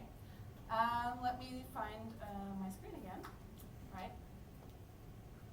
Any other questions? While you're bringing it back, can you talk about how you deal with abbreviation expansion? In terms of, yeah. So we work with, because we work with contextual synonyms, we find a variety of different names for the same things. So I will say one thing, because we got the problem statements, a few days ago, and started testing it, and we found a bug because we're not perfect. So we don't do, what's the word in English? I have it on my slide if I can get it back up. Basically, numbers and letters in combination to form a word, which is very convenient today because we're dealing with a disease called NF2. But we can use the full name of the disease, and you will find it. So that was a little bit unfortunate. I've been working with my dev team the past 24 hours to try to get that fixed on, but unfortunately, that's not going to happen. But we do, because we work with the contextual synonyms, you will find abbreviation and full text of the full versions of the words, but not with NF2. Yeah, alphanumerical words was the word I was looking for. Very briefly, because we were in a room full of scientists, our tool looks different and there's some cool tech in the background, but it also actually works. And we've tested this, and this is also one of the reasons why we're invited. One of our ways to prove that the tool works is actually to do hackathons that we call science hackathons, very similar to this event, where we form small teams of multidisciplinary researchers to solve a variety of challenges, and then we measure the results with an external expert panel. So we have proven that using this tool, if you use it consistently in your research landscape mapping process, actually yields far better results than what you do if you sit with, say, Google Scholar, try to find your own keywords, try to formulate what you're looking for in keywords on your own. This one, and I'll send you the slides, but this one experiment had teams that were not domain experts whatsoever. They were engineering students, PhD students. In this case, the team that used our tool more than twice outperformed the teams using Google Scholar, and that was on key papers found, on the overall structure of their findings, and on the conclusion they were able to draw after about 4 or 5 hours of dedicated work. Another example was that, and we did a little bit of a broader example, where we had 7 teams that, again, they sat for 7 hours, tried to answer a question around lifestyle and non-communicable diseases and lifestyle changes. And again, they were able to, they could choose whether or not they wanted to use the tool. And what we saw that basically the more you use the tool and the more consistently you use the tool in that early mapping out of what is the research world saying about this, the better result it yielded.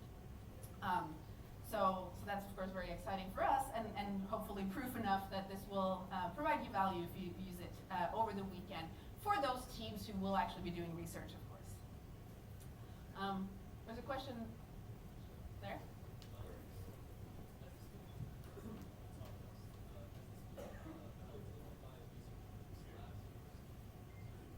Yeah, sorry, one more time. Has your product been validated by research labs or universities? So we have, this one was actually done with Uniclinic Freiburg. That's a group of researchers. They do urology. So, but the process and the teams were from the Uniclinic Freiburg and doing that. So they were part of the whole process from start to end. We also have one peer-reviewed paper, but on a small part of the algorithm.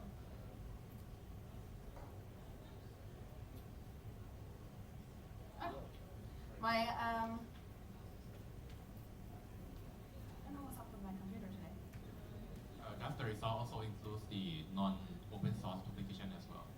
For now, yes. I mean, we do, when we work with kind of enterprise clients, we are able to connect their credentials to the tool, but that's not set up on a ongoing basis. So for this weekend, yes, it's open access only.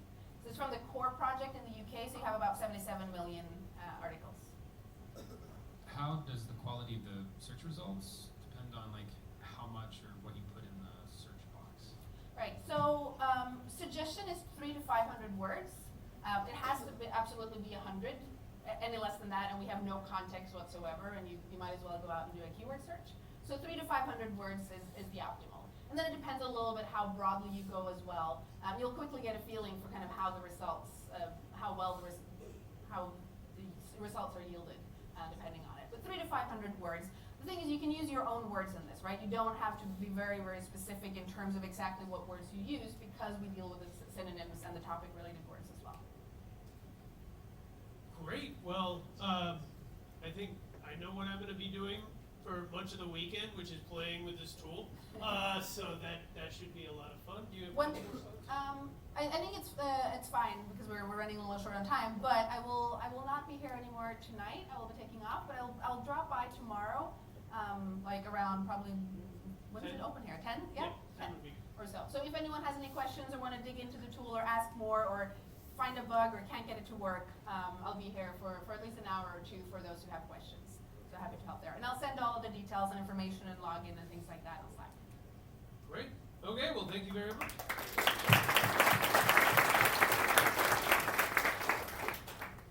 All right, our next speaker is Burton Earnshaw from Recursion Pharmaceuticals. And he's the one speaker I haven't actually met yet. Hi, Bert. We're gonna fit Bart in real quick before Bert. Oh, okay. We're popping in another speaker before Bert. Here, do you have slides? Pretty good. Nope, I'm just going to talk. Hi, so I'm the developer of a library called DeepChem. It's a deep learning library for drug discovery.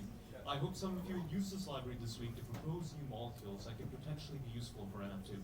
So the process for using libraries like DeepChem, a little louder? All right. So I'll just kind of repeat the blurb in case people didn't hear. I do DeepChem. It's a library for using deep learning for drug discovery. I hope you'll use DeepChem to potentially find new molecules which can help with NF2. The key thing is you need to, I'll say 2 sentences, come ask me later.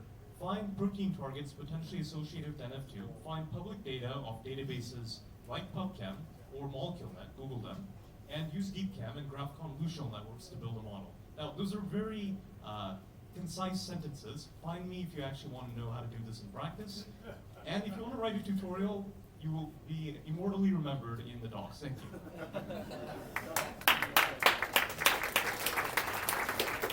That was phenomenal. And thank you for the PubChem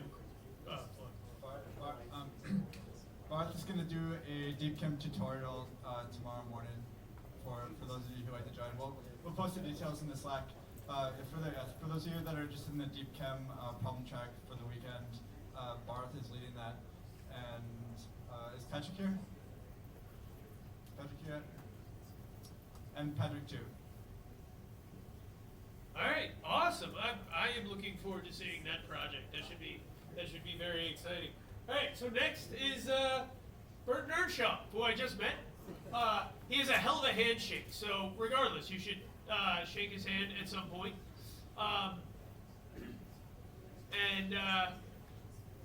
He is going to be presenting in just a second. Oh yeah, he is making a PDF right now. But isn't it presenting? Can he just present from there?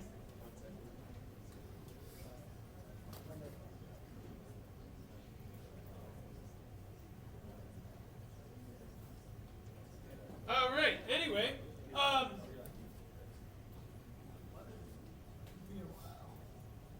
it's going. What was I going to ask you guys?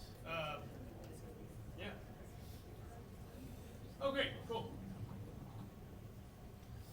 How many of you have any experience with natural language processing? Out of curiosity. Wow. Like that is kind of amazing that so many of you have experience with NLP. That's great. All right. Without further ado. Do you need this? Okay. Here's Bert. Okay, great. Thank you. Let's see here. All right. Well, thanks to the organizers of this hackathon. This is a pretty amazing event. I've been really inspired just to kind of hear how this came together and to hear Onno's story, and just really excited to represent Recursion Pharmaceuticals, a sponsor here of this event. I am the director of data science research at Recursion. We are a drug discovery company, but very different from what you might think of when you think of pharmaceuticals. And I'm going to take a few minutes here to tell you a little bit about that. So, drug discovery in the year 2017 has really a lot lacking. This is something I've seen a lot since joining Recursion. That's where it's getting cut off. Well, this is the number of drugs created and so developed and approved per $1 billion spent over time since 1950. And you can see this is going down and to the right. This means that there's less and less drugs actually being created, or said differently, there's more and more money being spent to create less and less drugs. And there's a whole lot of reasons for that. I will talk a little bit about kind of how typical pharma goes about this, and then how Recursion is very different. What it does mean is that there's lots and lots of diseases that go kind of unlooked at. talking about NF2 here, and Marco mentioned how he'd love to see pharma take us on, but it's a rare disease, so nope. This is in our commons room at Recursion. Our headquarters are in Salt Lake City, Utah. That's where I'm coming from today. And these are patients. Notice that they're all children. So about half of patients with rare diseases are children, and these are all children that are, in some ways, we're associated with their families. It's happened through different means, but we're really inspired by their stories, and really would love to be instrumental in helping cure the variety of diseases that are out there that are typically gone unlooked at. They go, well, let me, for lack of time, I'll kind of just go through this. In contrast to where we are with drug development and discovery in 2017, technology, of course, has made like enormous strides, right? Like, so this is a part of our lab at Recursion. I'm not a biologist, but what you have here is like a seriously awesome and fairly expensive automated lab for running hundreds of thousands of experiments every week. I'll go into some detail on that. So we have like amazing instruments from which we can do lots of great experiments.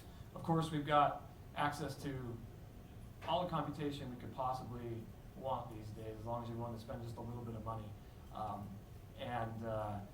And AI, deep learning, machine learning, is just made such strides in the last 10 years and even the last couple of years, and it's so exciting to watch the field move. It's hard to keep up with it. There's just so many things that we didn't realize we could do, or we never thought we could do maybe 10 years ago that we're doing, and even more, in particular with deep learning. So what's holding back progress on drug discovery? Well, here's the standard formula for a pharmaceutical company. You pick a disease, and then you do all kinds of research, spending all kinds of money, trying to come up with hypotheses on the biological compounds that might help this particular disease. You do very, very low throughput single endpoint experiments, trying to validate that, and then you're making a monstrous bet on a couple, just one or two candidates. I mean, at this point, you spent billions of dollars, and that bet sometimes turns into ill-advised drug delivery. This is not a good way to go about things. It's very slow. It's very it doesn't cover the space of drugs and diseases. Can we do better? Yeah, we can do a lot better. So this is something that I'm looking at every single day now. This is a high resolution image of various channels. I'm going to go through each of these channels here individually here in just a second. But this is a composite picture of human cells. And it's got a lot of information in it. So there's various channels here. What we do, our basic experiment is to treat cells with various fluorescing probes that will bind to different parts of the cells. So here's a probe that's binding to DNA. There's another to the endoplasmic reticulum, to mitochondria, Golgi apparatus, cell membranes, RNA, nucleoli, and actin fibers, structural fibers. And when combined, you get this picture of what the cells look like. And it's really high resolution here. I mean, you can keep digging in, and we see all this detail about what's going on in these cells. And this is an image taken from one of the hundreds of thousands of experiments that we're doing every single week. What's great about images is that relatively they're cheap. I mean, once you've got a lab, then they're cheap to run week after week after week. We run these in parallel and literally doing hundreds of thousands of experiments. What are these experiments? They're they're taking a cell line. We have, there's various cell lines to be looked at. We perturb them in some way. We are very focused at the moment on monogenic loss of function diseases, many of which are being rare diseases. And we have a disease model here in these cells.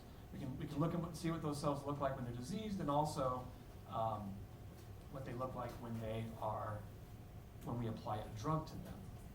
So can we fix drug discovery? Yeah, we think so. So what you see here is a healthy child and a child with a rare genetic disease, Cornelia-de-Lange syndrome, and we're pretty good at just looking at the phenotype or what these two different children look like, and we can say, yeah, we can make this diagnosis. Of course, not all diseases are like that, but we want to do exactly the same thing just with cells. We want to be able to look at cells from healthy or wild-type cells and those that have been genetically perturbed through something like gene knockdown. And then we want to apply drugs to them. And we're not just looking at a single drug over 10 years. We are applying basically every drug we can get our hands on. That would be off-patent drugs, off the shelf, over-the-counter type things, and also partnerships we have with large pharmaceutical companies who would like to try screening their drugs for repurposing. We want, the task we have here is to say, okay, when the drug has been applied to the disease, has it helped? Has it rescued this disease cells and come back to a phenotype that looks more like healthy? So how do we tell the difference? Well, this is San Francisco. This is an AI hackathon. We use data science, and there's a lot of things that we do here. As you can imagine, we've got multi-channel images. These aren't RGB images like you would see in a typical kind of neural network context, but we nonetheless have multi-channel images, and we can apply the kinds of neural networks that you would think to use here, like convolutional neural networks, and produce representations that live in a much lower dimensional space, and that should be very informative. And we use those to do a variety of things to solve to give us a space in which to ask the questions: did the drug rescue the diseased cells? We use it for doing other things too, like if you do enough experiments in a wet lab, you'll know that week to week, just things change, and so we can use more complicated networks, like in this case the striplet network, for sort of dealing with the variety and the changes that we observe through different experimental setups. Now, data science, our job there is to sort of fill the pipeline up with candidates of drug and disease pairs. Once we identify candidates with high enough confidence, this moves on to in vitro and in vivo validation, and then of course that moves through the clinical pipeline. And I'm showing a picture here, slightly outdated, but of 20 hits that we have identified through this process. You'll see actually in the in vitro section that NF2 shows up there in the second program. Again, all these are monogenic loss of function diseases. They're all rare diseases, I believe, and this is 20 programs. We've only been at this for a little while. I don't know that these will all turn into actual drugs that we will find will actually make it through the entire clinical process, but we have way more candidates in 1 year than any pharmaceutical company has ever done.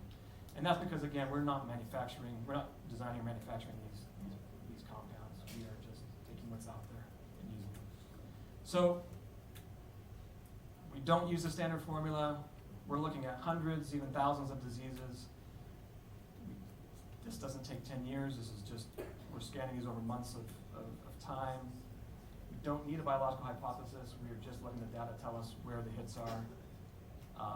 We're looking at thousands of different features of the cells in parallel, and we're going after hundreds of candidates. What's the 10-year outlook look like? We think of treatments in this way, as a matrix of diseases and drugs. We want to be able to basically scan this entire space. You might call it a brute force search, but that's what we're doing.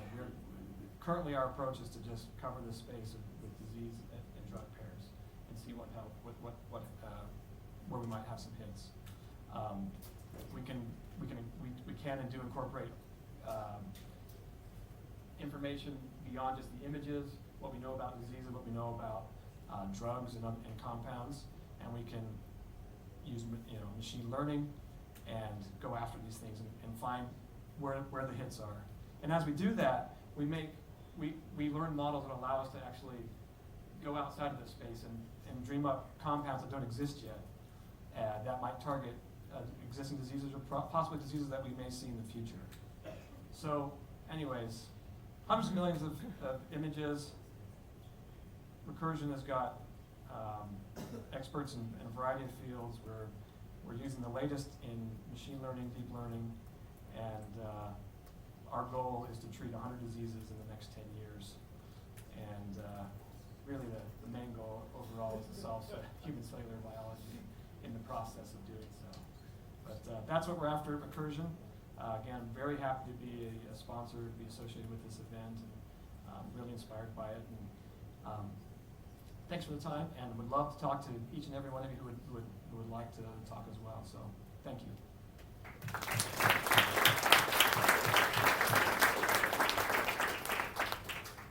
Wow, I mean, that's something I certainly lose sleep over, is how are we going to get enough drugs for all monogenic disease. So thank you for trying to work in this problem. Any questions? I think we have a couple.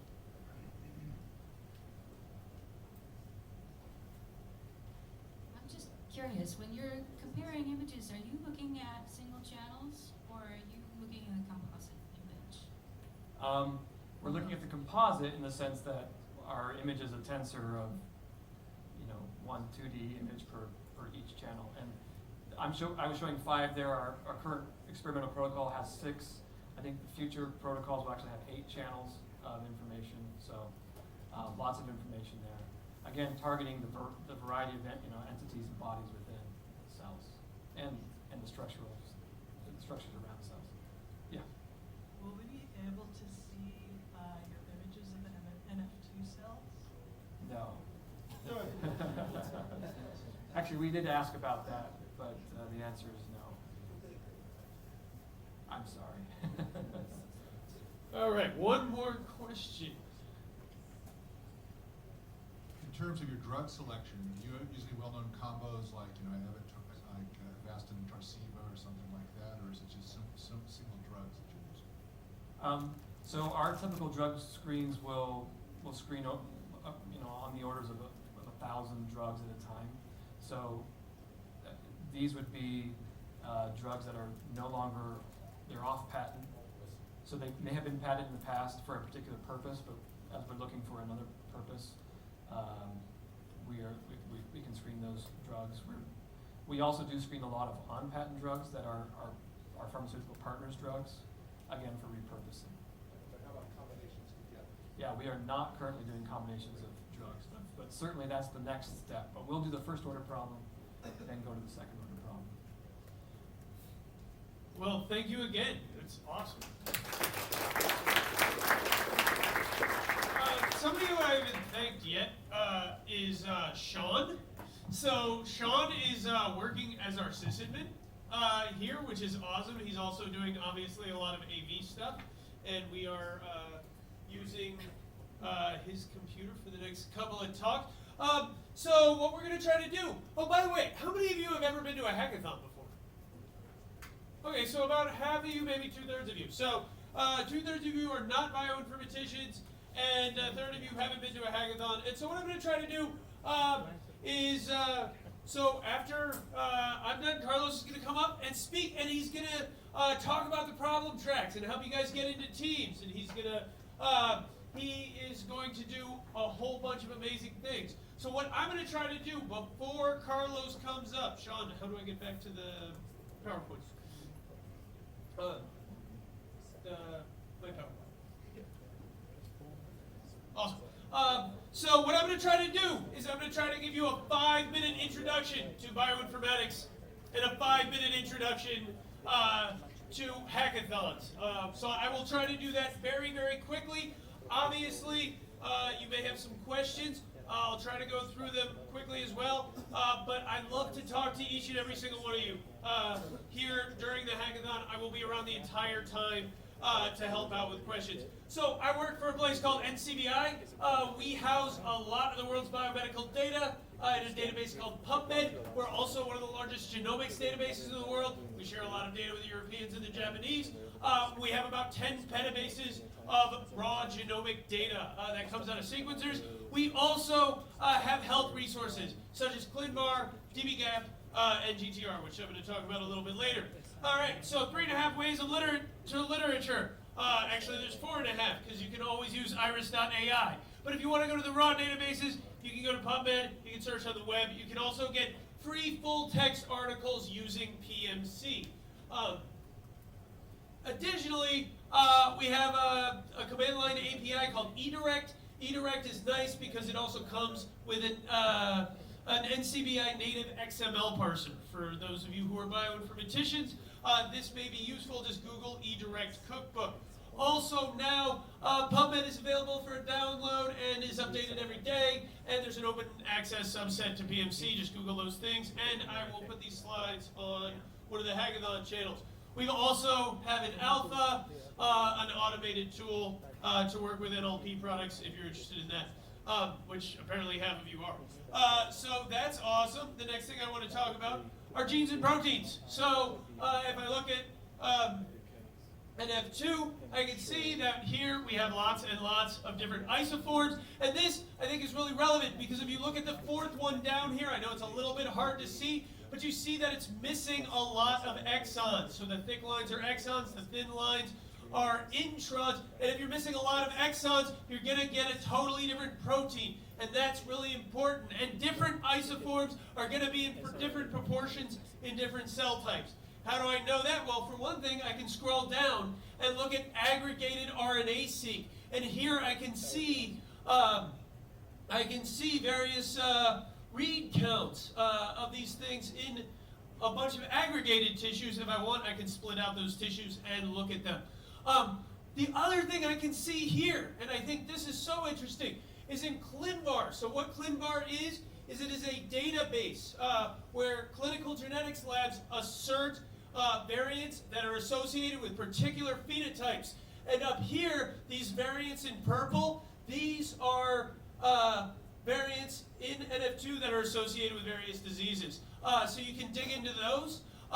And also, it's worth noting that the ACMG recommends that if you accidentally find a mutation in NF2, you should report it to the patient, the American College of Medical Genetics. And we can talk about that later. So say you have this professional guideline, you can look at what these variants are, you can filter them by pathogenicity, significance, and also how many different clinical labs found them. So there's a crowdsourcing model there. But one thing that you may be interested in, and this is something I think about a lot, say you find a new mutation we don't know a lot about, and you think this may be associated with a particular rare disease, a nice thing you can do is look in the 1,000 Genomes Project to see how frequent it is over different human populations. So what's the 1,000 Genomes Project? Well, what we did was we took 100 individuals in 26 ethnic groups, so 2,600 individuals, and we did a whole lot, we calculated a whole lot of SNPs, and those frequencies can be seen in this genome browser and also downloaded it en masse. By the way, ClinVar, you can just download the whole thing as a VCF file. If you don't know what a VCF file is, don't worry about it. Going to the clinic, we have something known as the genetic testing registry, so clinicians can actually order tests off of some of these that are developed off of some of these particular variants. and we have a whole bunch of APIs. The last thing I want to talk about in terms of bioinformatics is next generation sequencing. So what we're doing these days, although the ends are a little bit longer, now somewhere on the order of 200, 225. So we have two ends, usually they're paired by about a 400 base pair linker, and they're all stacked up. And we map them to genomes. So this is a basic schematic of next generation sequencing. I'm going to skip over it. If you really want to take an online workshop, we put one together. It's about 6 hours long. It's not that bad. I mean, it's all of next generation sequencing in 6 hours. Plus, you can actually go on. I think we have it set up for Amazon and Google Cloud, where you can go and learn how to do RNA-seq mapping yourself. So if you're interested in that, check it out. What's that? Who's the target audience for that 6 hour? Who's the target audience? Basically, people that are just getting into bioinformatics. It's quite simple. The idea is that you have to have just the most basic experience with a Linux command line. But I mean, nothing complicated. Anyway, we have this new human genome resources page. You can download all kinds of stuff, including the VCF of ClinVar, the VCF of dbSNP, and unfortunately I don't have time to go into it, but also a database of structural variants. Those are variants that are more than 50 nucleotides called dbVar, and actually that may be something very interesting that potentially comes out of this. I don't know how much we've gone into the structural variants that are in Onno's tumor, but that might be another interesting thing.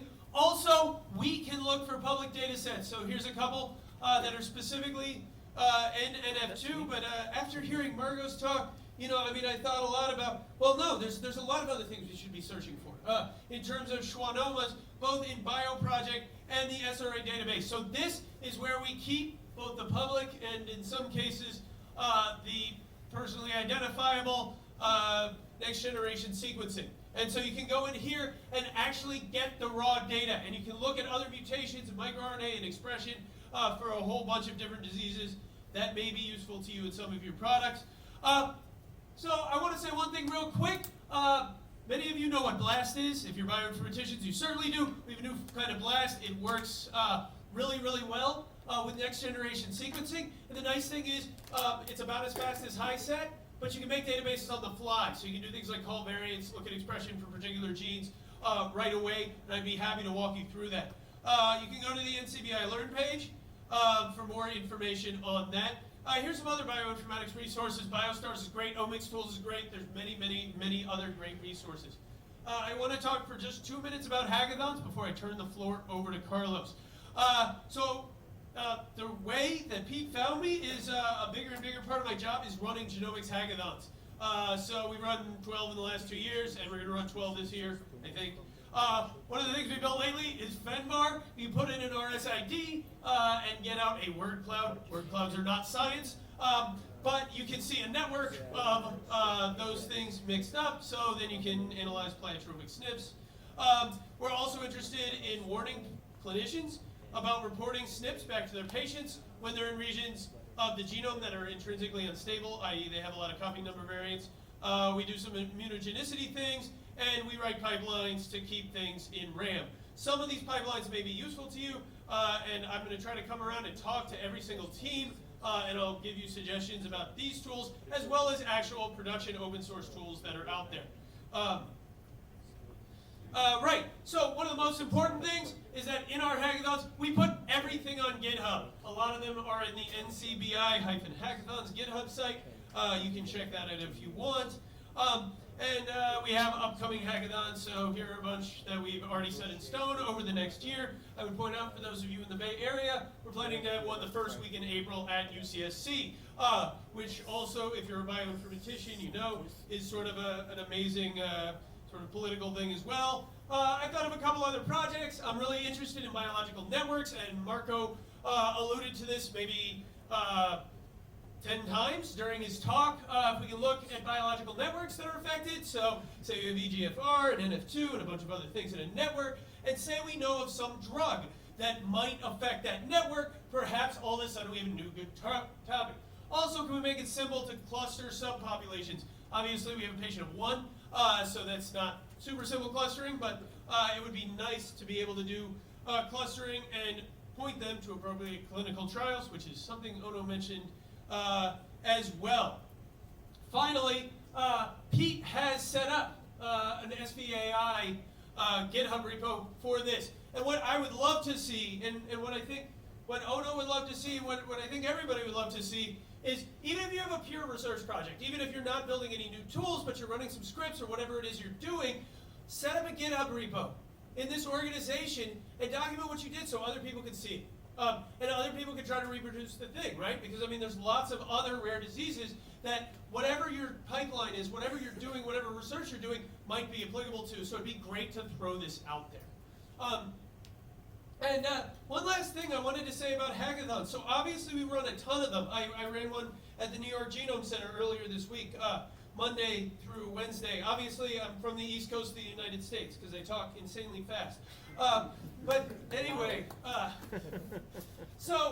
one thing I would say is also I find that when we do things that are clinically related, it is awesome to have a senior clinician to bounce the ideas that you've thought of off of. And Marco will be here all weekend. So bounce ideas. Say, would this be useful to you? You know, I mean, that to me, I think really works well. The other thing I would encourage you to think about is scoping. Before you start writing code, I think projects are way more successful when people carefully scope their projects and really think them through, just like you would if you were doing a software development project at work. Try to scope it out. They typically go better. And I think with that, those are sort of 2 tips and tricks I had. I'm going to try to help you guys out with bioinformatics throughout the hackathon. And once again, if you're a bioinformatician, raise your hand. So any of those people can help you out with bioinformatics, right? Like, so yeah, just ask them too. Maybe I'll defer to some of them at some point. And you can also ask Carlos. Carlos thought of a lot of the problem tracks, from my understanding, and now he is going to walk through them with you. So.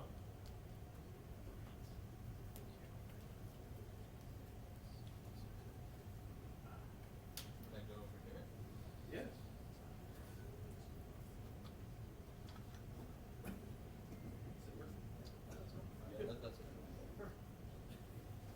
Hi, everybody. So it's a little late. I hope everybody's surviving well. Doing good. A couple sleepy eyes, right? But thank God I'm following you. You have some energy. And that's a good thing. Because we do need energy to be able to,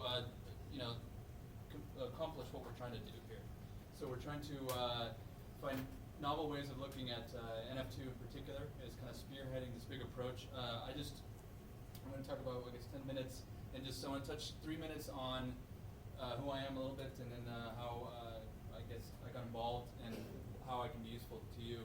The other 3 minutes is we're going to talk about the problem statements and the judging criteria, and the last 3 we're going to start the team formation, or like basically team supplementation, if you will, if you already have a team. So just a brief background. I'm a bioengineer, also a computer scientist, roboticist. I have a really long description on my website. Apologize for that. But at least it gives you just an idea of maybe how I could be useful. My focus is, as an entrepreneur, is to use sensors and revisit, either older technologies or just, even new technologies as well, and then find the convergence with what's happening in digitization, for instance. I ran hackathons for FLIR systems, the thermal imaging camera, and I have it here with me just as an example of how neat, what an amazing time we live in right now. So this is actually piggybacking off of the same technology that CPUs and the GPUs are made off of, is the essentially etching process on silicon. So this little guy has 16,000 points, plus minus 0.1 degrees Celsius. It basically can image in the IR spectra, the long wave IR spectra. And from any of you biogeeks, I can understand that in the non-visible spectra you can see a lot of interesting things. So one of the big things in deep learning is quality of data. And a lot of the things that we have is actually a lot of data. If we look at some of Dr. Giovanni's work and his colleagues doing family history and physical down to the molecular level as well, All that stuff is basically labeling that genome, right? So I just want to kind of really resound the fact that you do have a lot of data at the same time. My specific purpose is to make new data that's maybe specific to deep learning outcomes. So what we're trying to see is, with deep learning in general, is when you have this huge multivariate system like the human body, which is amazing, and also extremely complex and beautiful. The interesting thing is that if you perturbate that system like a proper engineer, you might be able to elucidate some interesting facts. So you could do some really neat stuff by doing very simple stuff to a very complex system. So I just wanted to touch on that and kind of get the creative juices flowing there. If you want to talk more about that, or if you need suggestions on interesting sensors, etc., we need to be nice to Onno, make sure we don't non-invasive stuff, of course. I'm willing to be, the subject of the experiment. You're ready to be the guinea pig. That's awesome. Well, he gives up his data and he wants to be a guinea pig. It's just an amazing man right there. So again, just a brief thank you to everybody on the team. This has been an amazing experience to see this spin up in 2 months and what we've accomplished. So hopefully you guys can get that energy that I experienced with this team. Real briefly on the logistics is that this is a mentored color. So if you see this color, just come ping us with any question whatsoever. No, the crazier the better, actually, because that's how innovation happens. So real briefly on the problem tracks first, and then I'll go into the judging criteria. So if you have one of these little flyers, we do want to kind of guide this whole effort towards these 4 basic points. So drug treatment pathways for existing medications. So this is something that hits close to Onno's project, or his mission, is to find other drugs out there that might be able to be candidates for Onno. And that's a huge thing in all rare cancers, because there's not that economic impetus like Recursive is talking about. But what we need to understand that all cancers, all rare cancers, and all cancers in general, I should say all rare cancers can also equal cancer in the deep learning realm, because what we're building is these frameworks to be able to solve and elucidate patterns again. So in a rare cancer type effort, you can actually find stuff for maybe a blockbuster drug as well. So I just encourage you to just really move forward in that regard. So ranking data set mutations. So again, most of the stuff is actually fairly obvious for your typical bioinformatician. If you have any questions, I would say just you go and ask one. If you guys have any questions, feel free. Use NLP to mine NF2 research and present novel treatment options. So then create a novel drug intervention with DeepChem. So one of the other partner companies here are you making tools and tool sets for being able to find new solutions and new drugs. The judging criteria, if I can direct you to, I believe it's all on the website as well. So how well does the solution lead to positive outcomes for NF2 cancer patient treatment?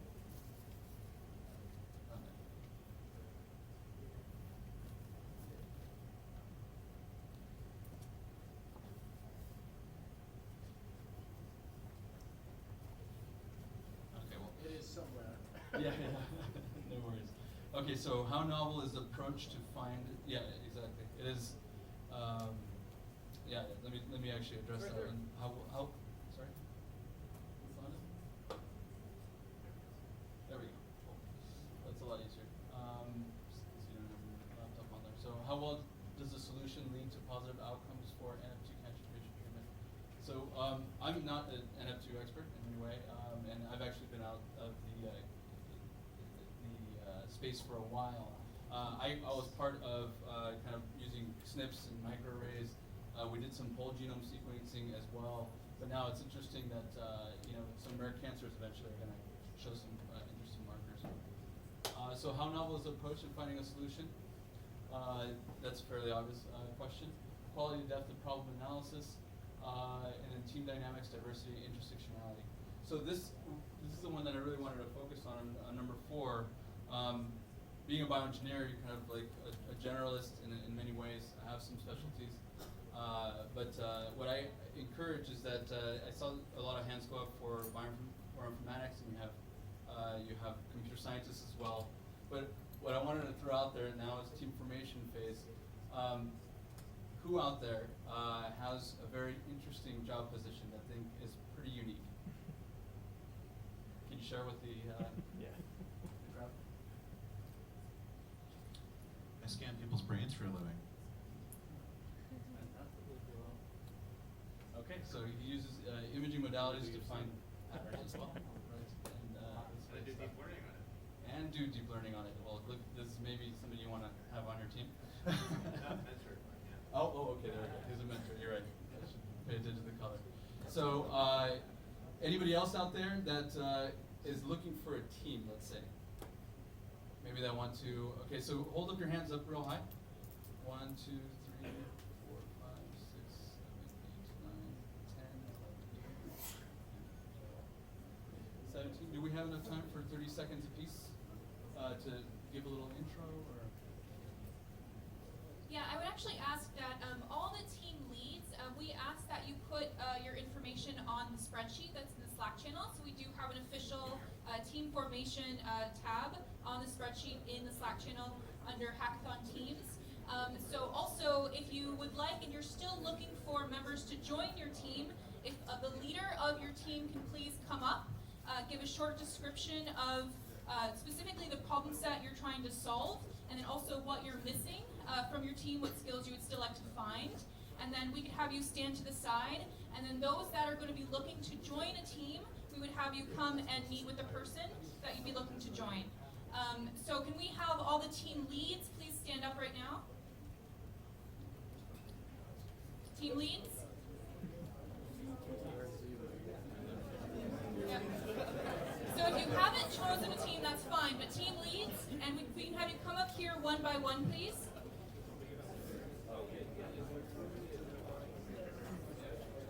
Okay, yep, and then this is the spreadsheet that we're showing as well. So there's a second tab.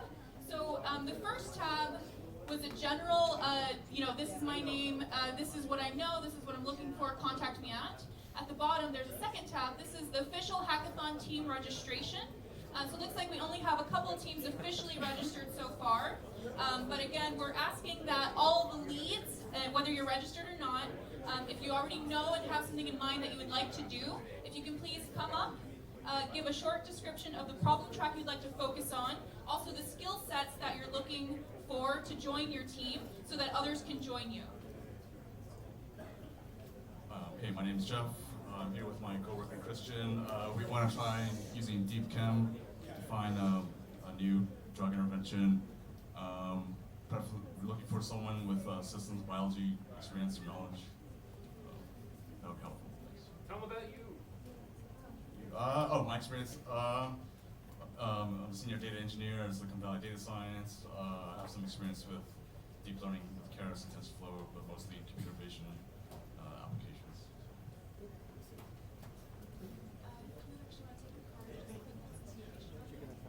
And then stand to the side. And anyone that would like to join his team, please come over here and join his team. Can I have another team lead, please? Come on up. Yep. What was his team name? Hi, my name is Luke. I'm the founder of an AI startup, and we're gonna do the NLP track. We're looking for people with Python, graph database, text parsing experience, any sort of NLP. So if that interests you, come find me on the left. Okay, next. Hi, I'm Guy. Fair warning, we're all undergraduates on my team, but we're thinking about doing ranking dataset mutations and also looking at unsupervised clustering methods, such as top-launch related analysis methods, if you're interested in mathematics. We're probably looking for people with a bioinformatics background or also data wrangling, just in general. Thanks. Okay, next team lead that's looking for people.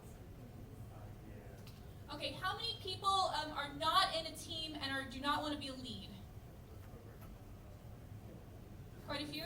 Okay, great. Can you please join one of these teams or step up to be a lead to continue the hackathon as well, and then form with some other people. And then all the other teams that are currently formed, again, I want to remind you that we have a maximum of 6 people per team. So if you have more than 6 people, you have to kind of decide who may need to go to another team as well. And I need to remind you all to fill out this hackathon registration sheet. Okay, we're going to come around to all the teams tomorrow as well and just verify everyone's information. So it's very important that you're registered here. Does anybody want to be a team lead? Anybody suddenly inspired to lead a team? I'm not interested in being a team lead. However, whoever is doing drug treatment pathways for existing medications, I'm your man. I don't know anything about it, but I want to learn.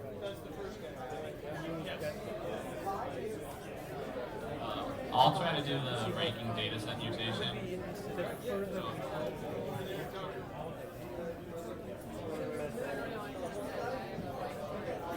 Alright, looks like people are forming.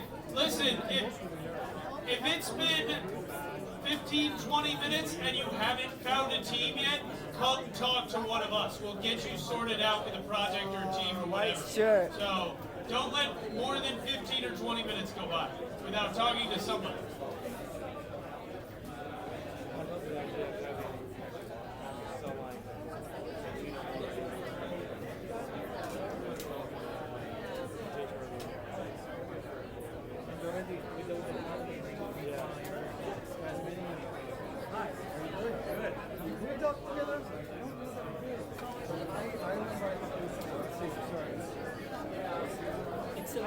Oh, thank you. Yeah, Do you have any questions? Very succinct and clear. Hey everybody, just one last quick thing. We're actually giving away the NVIDIA Titan X, prize 1 through 3, just if you didn't know and didn't see that on the website. So thanks to NVIDIA, they've donated 3 Titan X's, each worth about $1,500. So may the best person win. I'm doing some volunteering too, so I have a shift.